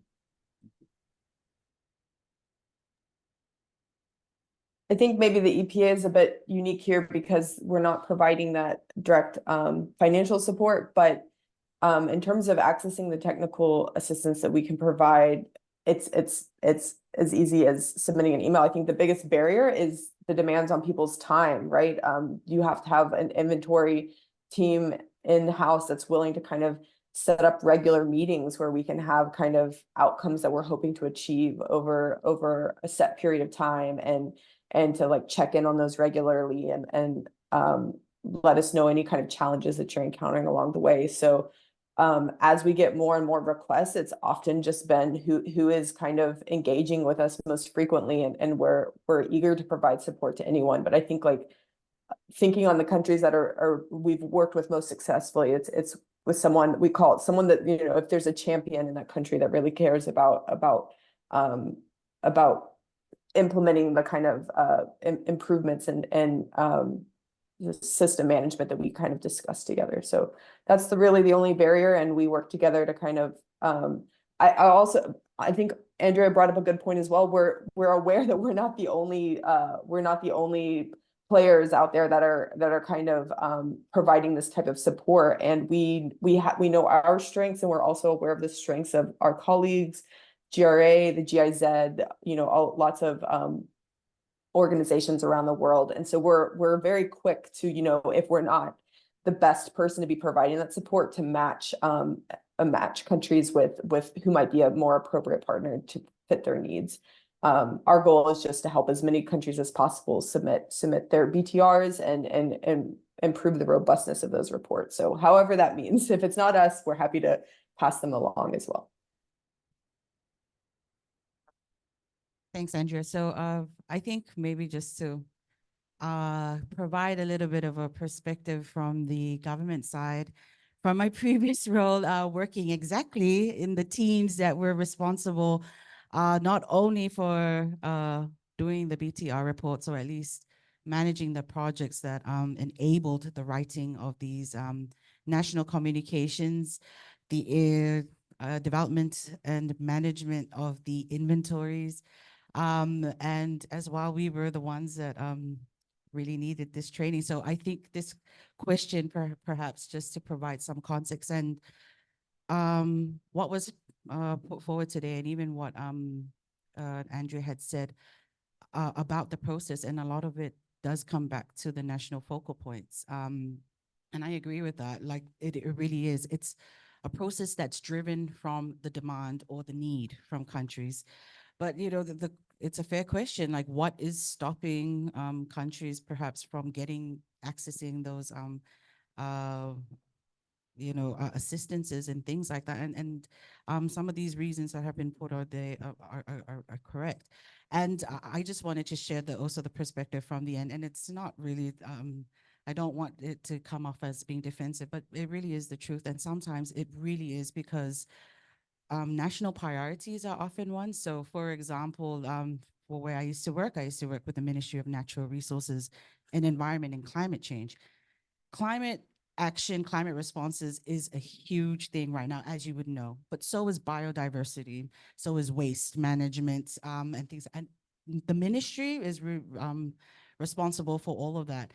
And so sometimes it really is that that sometimes, and our focal point is one person, it's the CEO, and she's you know, that person is responsible across. So sometimes things obviously get missed out, that you miss deadlines, you miss the opportunity to have requested that. And then even down to that some of these teams are naturally very small as well. So, and not only are they small in numbers, but they themselves also needed a lot of capacity building.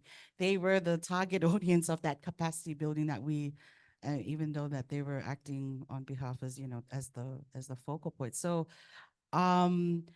those are the real circumstances that can affect that request and putting across access. But in saying that, I also wanted to acknowledge, and, you know, not to sort of be gloom and doom, that at the current present stages, we are actually already accessing a lot of this as well. So we're a part of the CBIT GSP, that's the Global Support Program. And Yeah, just from my previous capacity, I've actually been working with Donovan, setting up a capacity building workshop for one element of GHG for waste. So there, that access is slowly coming into play, but it really is about having enough people, for one thing, to be able and having the knowledge on knowing how to prepare proposals. So yeah, it's a bit like chicken and the egg. You need to be taught how to do it, and then you apply to be then taught other things as well. But yeah, I think it's probably circumstantial to smaller countries. You just don't have enough people, and sometimes you wear like 7 different hats that compete. Who gets the first piece of your attention? So yeah, it really is. But we are all recognizing right now we need help, and we need to start accessing a lot of the funding pools that are out there. So yeah, it's, I suppose, always the onward fight of how to get better at that. But yeah, so and even today meeting GGGI on a different aspects has also opened up other opportunities. So I'm really positive in that sense that we're getting better at it. And also on the side note as well, Andrea's project, I think she will, not to spoil anything, but these are all outcomes, real outcomes of how we're getting better at accessing capacity building and help and even funding, if I may say. But yeah, that's just a little, I suppose, a perspective coming from someone who used to work at the focal point office. Yeah, thanks.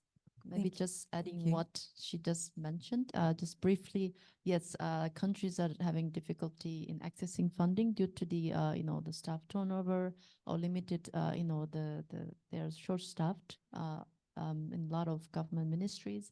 Sometimes we just jokingly said that the ministry responsible for climate change is actually minister of everything. They take care of all the climate change related matters. So that's where why the GGGI or other development partners step in to provide technical assistance to accessing this fund. But I just wanted to emphasize that the project design should be coming from the country and the country driven. That's why I'm here this week to listen to what someone Ministry of M&RE wants to say, what they want to include in their project design, because the line ministry is the one actually driving the project implementation. So just wanted to mention that. Yeah, thank you. Thank you. Got any other questions? I've been trying to stop myself from jumping ahead to answer some of this discussion. So I wanted to allow the conversation to flow before I went ahead of myself. So if there's no more questions. Yep. Oh, do you want to, sorry, do you use it just so those online can hear you? Sorry. Did find actually there was one from the CCAC funding, and it was in Micronesia, Pohnpei. So one, but as I say, still to my point, I looked at all the others, and you've got countries in South America and Africa, and I'm thinking if they can make claims, and Pacific people can make claims. Yep, definitely. Yeah, thanks for pointing that out. And I would say that also that CCAC has developed a SIDS strategy going forward, which we want to engage a lot more in the Pacific. Vanuatu has just come on as a member country as well. So we'll be supporting Vanuatu over the next year. And of course, as you pointed out, FSM as well. So, but also supporting the NDC hub out of Fiji going forward. So some regional activities as well, but very, very keen to expand support for Pacific Island countries, and including, as Noah pointed out, and Kenna as well, in partnership with others in terms of their tools, their materials, their expertise, their in-country knowledge. We really, really enjoy working with other partners. And US EPA we've worked with for a number of years, and the tools are fantastic. So we'd always borrow from others as much as kind of lead the discussion ourselves, because I mean that's where there's also responsibility of partners to work together as well, to support countries and country requests, and not to work in isolation themselves as well. So thanks for bringing that up. Thanks. Thank you very much to all of my panel colleagues for the discussion today. I really appreciate that.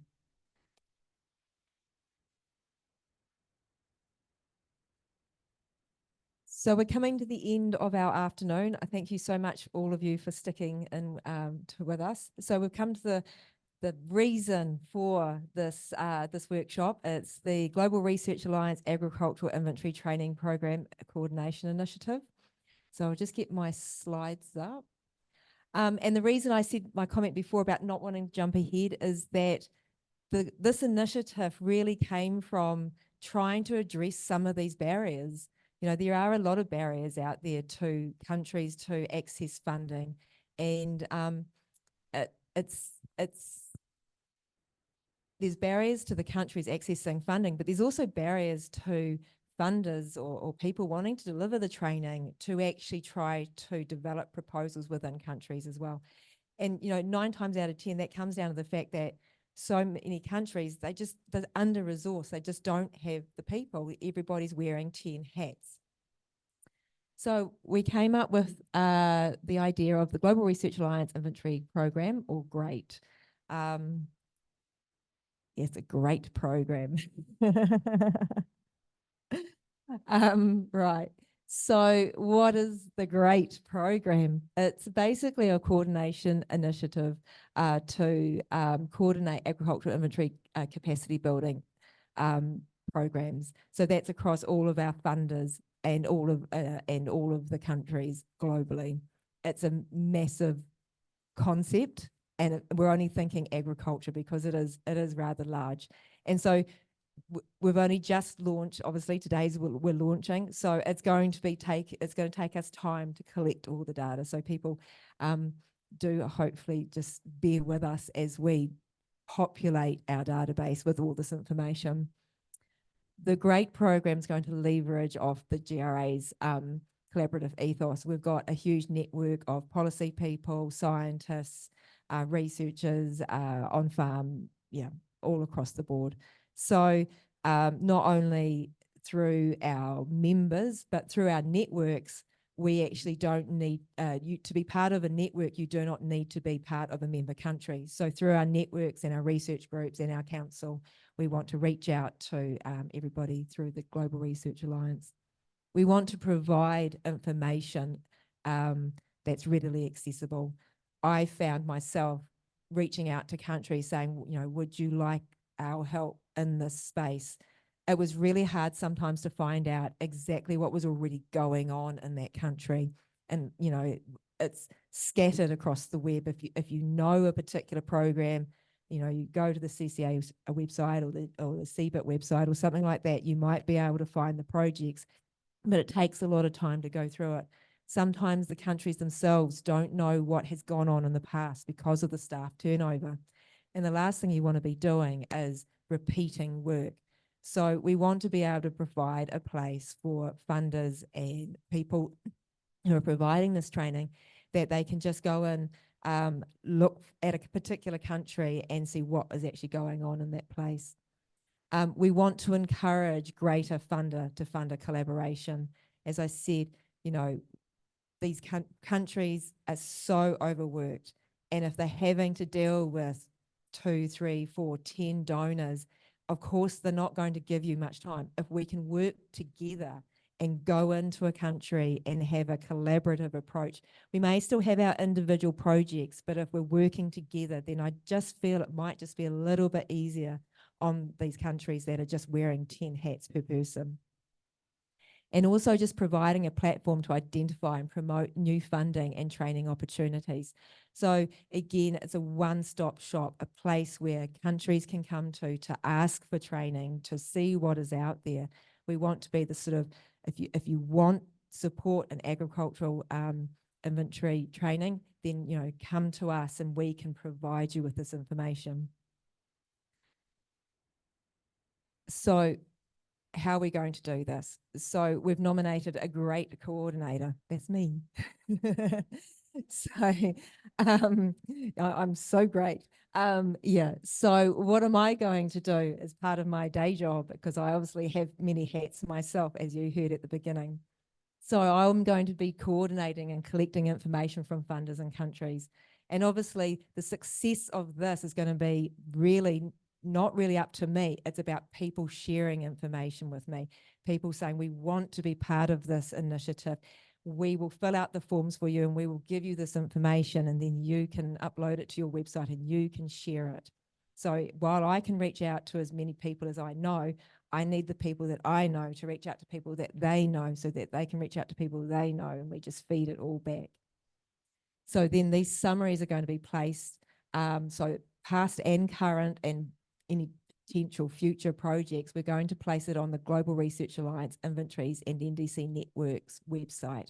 So we just launched that on Thursday. So, and I'm going to demonstrate it. Hopefully I'm going to demonstrate it at the end, but I just want to go through a few more points first. So we're going to place these summaries, and they're going to be in country.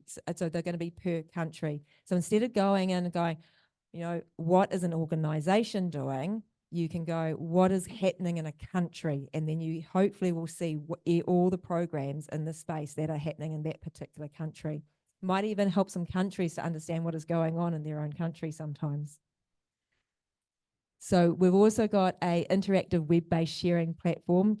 Sounds very swish, but it's actually just a forum where basically we've got a news board, and that you can go in and you can post that you want to work with, you require training, or you've got training available, or just have ask for help. Now, because we are short-staffed ourselves, we haven't got it as an actual sort of forum as such. We don't, so there's not the ability to have chats online, because unfortunately in this day and age, you need to monitor those sort of things. So it's just more of a news board for people to post, and then if you can request more information, and then that will go off to the person who's posted it, and then you can have a sort of more of a one-on-one kind of conversation. And also through this, you know, if people come to me and say, well, hey, we've got this call we'd like to do, or maybe I'll come up with an idea to put out a call to further collaborate for collaborative efforts, we'll have that as well. So how to get involved? So we've got a country information template which either countries can fill out or organisations can fill out. So that can be found on our website, which I'll show you shortly. You can download that. It's really easy. It should take you about a minute at the most to fill out for each project in each country. We've tried to make it as least onerous as possible. And it's about just getting a summary of the project. And then what we're doing is we're placing it on so that if people are interested in reaching out to you for more information, then we'll have the ability for them to email you. But we won't have the email address online, because I personally worry about people grabbing emails off and spamming people. So we've got it set up so that's a form that people submit, and you will receive the request from somebody for more information on that particular project in that country. And also you can download it and do it yourself, but also distribute it among your colleagues, distribute it among your contacts that you have.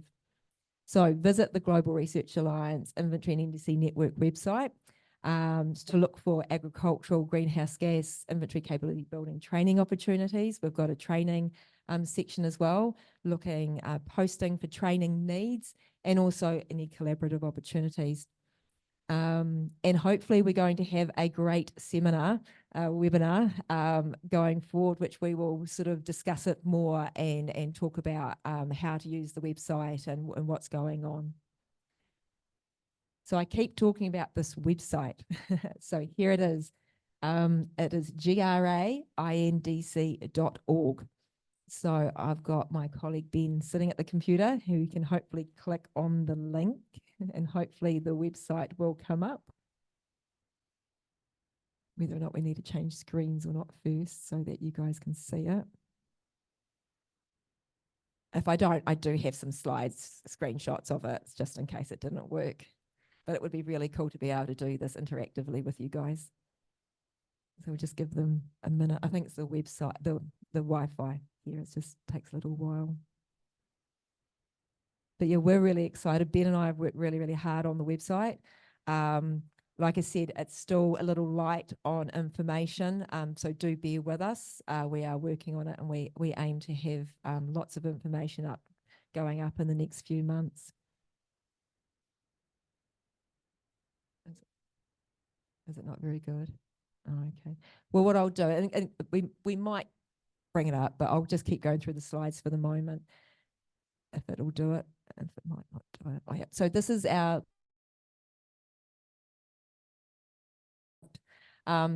so this is where you come in. It's a little nice, you know, we've got some cows there at the moment, but got some information. I haven't got all the page. It's really hard to get the whole page just on one slide. But then up the top there, you can see some little bars, a little menu. So I'll show you what the menu is later. But the key pages I wanted to show you is we've got what's called an international collaboration page. And so this page is we just sort of talk about effective collaboration and the importance of it. Now, what I should also say is because the Inventories and NDC website is more than just inventory capability, it's also around sort of the research and feeding into the inventory, is that the information we're actually gathering is more than just inventory. So if you're interested in the research side of things as well, this is also a really good place to go. So I took another screenshot. So at the bottom of that particular page, we have our globe. Now was the cool part that I wanted to show you, is you can spin the globe around, you see, and you can zoom in.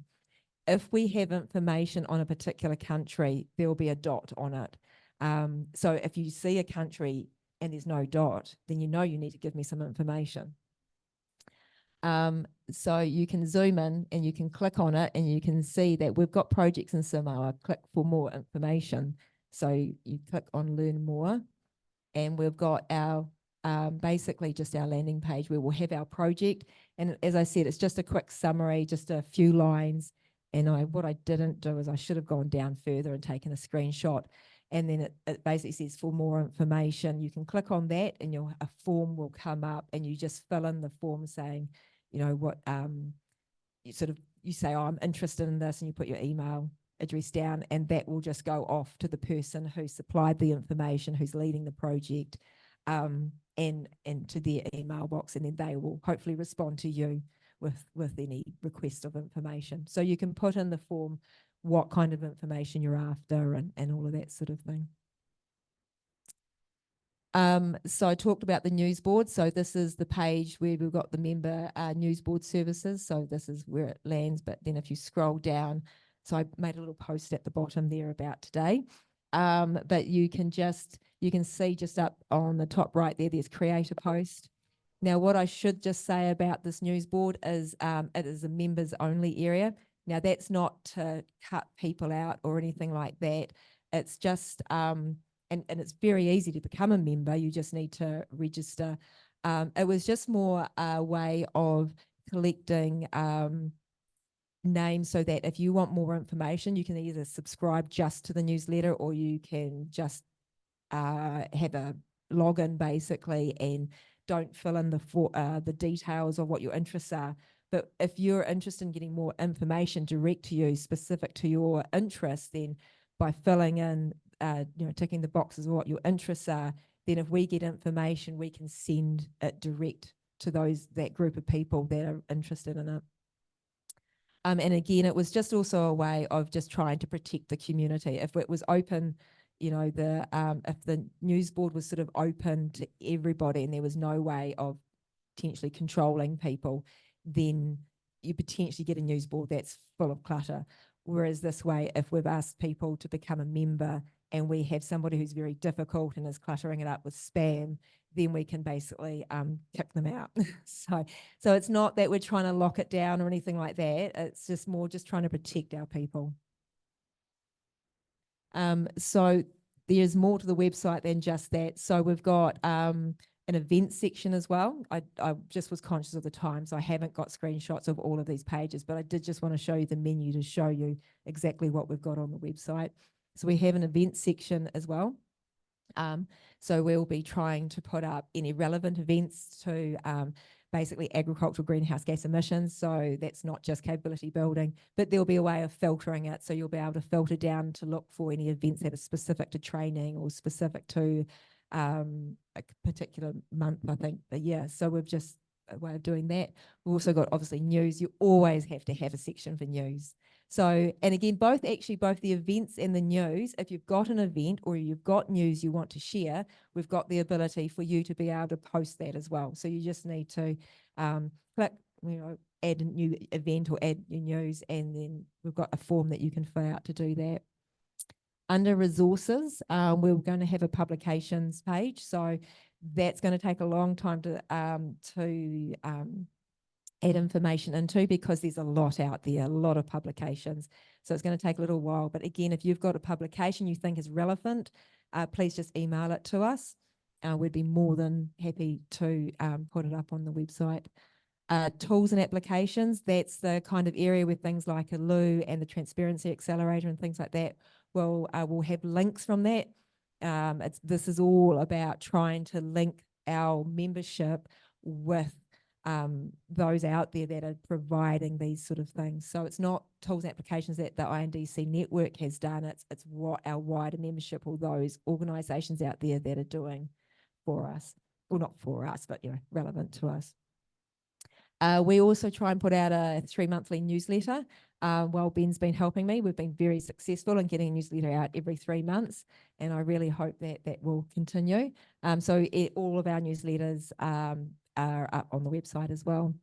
And we've also got a section for webinars. At this stage, we've just got the ability to indicate that there's webinars and link people to webinars, but we're hoping in the future that as time goes on, we'll be able to have that a little bit more sophisticated as well.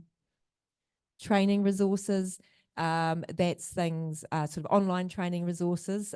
So what I didn't say as well is one of the things that New Zealand has done through the Global Research Alliance is we've got 3 foundation courses. One is on climate change science, one is on international obligations, and one is on the science behind agricultural greenhouse gas emissions. And so that's actually on the GRA website, but what we've done is we've linked to it as well. But we've also got on there things like linking to the UNFCCC training, and we've got some information there. So it's all just linking to the providers. And I've already talked about the international collaboration and the members news board, and the dashboard is just simply when you become a member, you've got your own dashboard, so you can see your profile and what your interests are, and you can edit it, and you can see what posts you've got and things like that. So that's the exciting part. So yes, I really hope that going forward, we're going to receive a lot of information. I should have put it up there and I have failed to do so, but our email address is indc.gra@gmail.com. If you need to email the network on anything related to the website or anything at all, please do just email us at that. Again, with the, sorry, just want to reiterate about the forum. If you want training, we were talking about how you can reach out and ask for support, post something there. If somebody doesn't see it and I see it and I think somebody might be able to help you, I will try and get it out to the relevant people. So yeah, so that is why we were here today. We're now officially live, I guess. On those of you who are in the room, we have a little brochure, which is effectively just a longer version of what I've just presented on the tables. And for people online, that can also be downloaded from our website as well. So thank you very much, and I really appreciate it.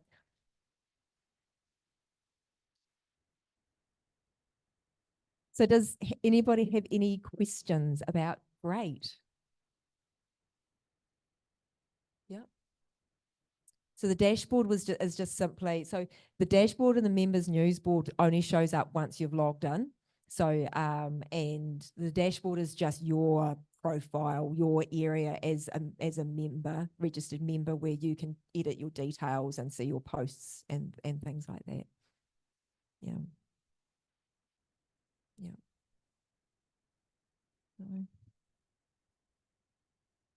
So the newsletters are emailed out.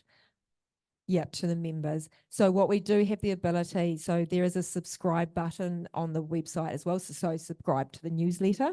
So you don't, there's sort of different, I guess there's different levels of membership. You can just subscribe to the newsletter and then I think you've got to log in. Did we have that, Ben? I can't remember. Or was it just?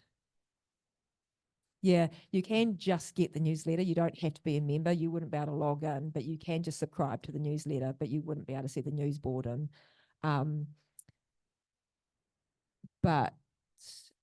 yes, and we just email. We've got obviously a database of the email addresses, and we just email it out to people each time.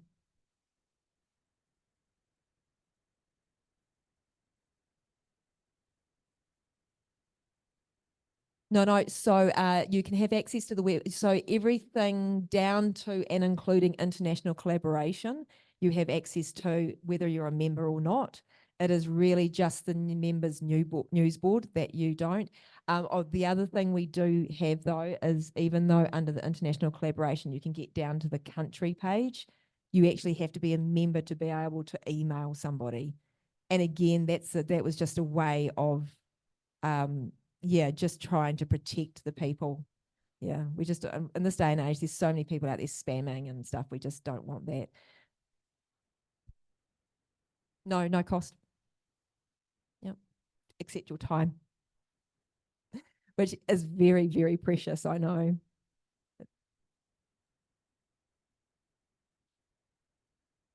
Individuals. Membership is membership of the Inventories and NDC network is for everybody and anybody. So you sorry, there's a mosquito. So yes, you can be you can be a researcher, you can just be somebody who's interested in this. You can be a student, you can anybody. Yeah. And that's the great thing about the networks of the Global Research Alliance is that they are for anybody who wants to work in that particular space. Yep. Great. Keep saying the word. So unless is anybody else online got any questions? Is everybody? Yep. Oh. Okay. So thank you all so very, very much for your time. I think I'm releasing you earlier than we had anticipated. So, but no, I really appreciate everybody being here. So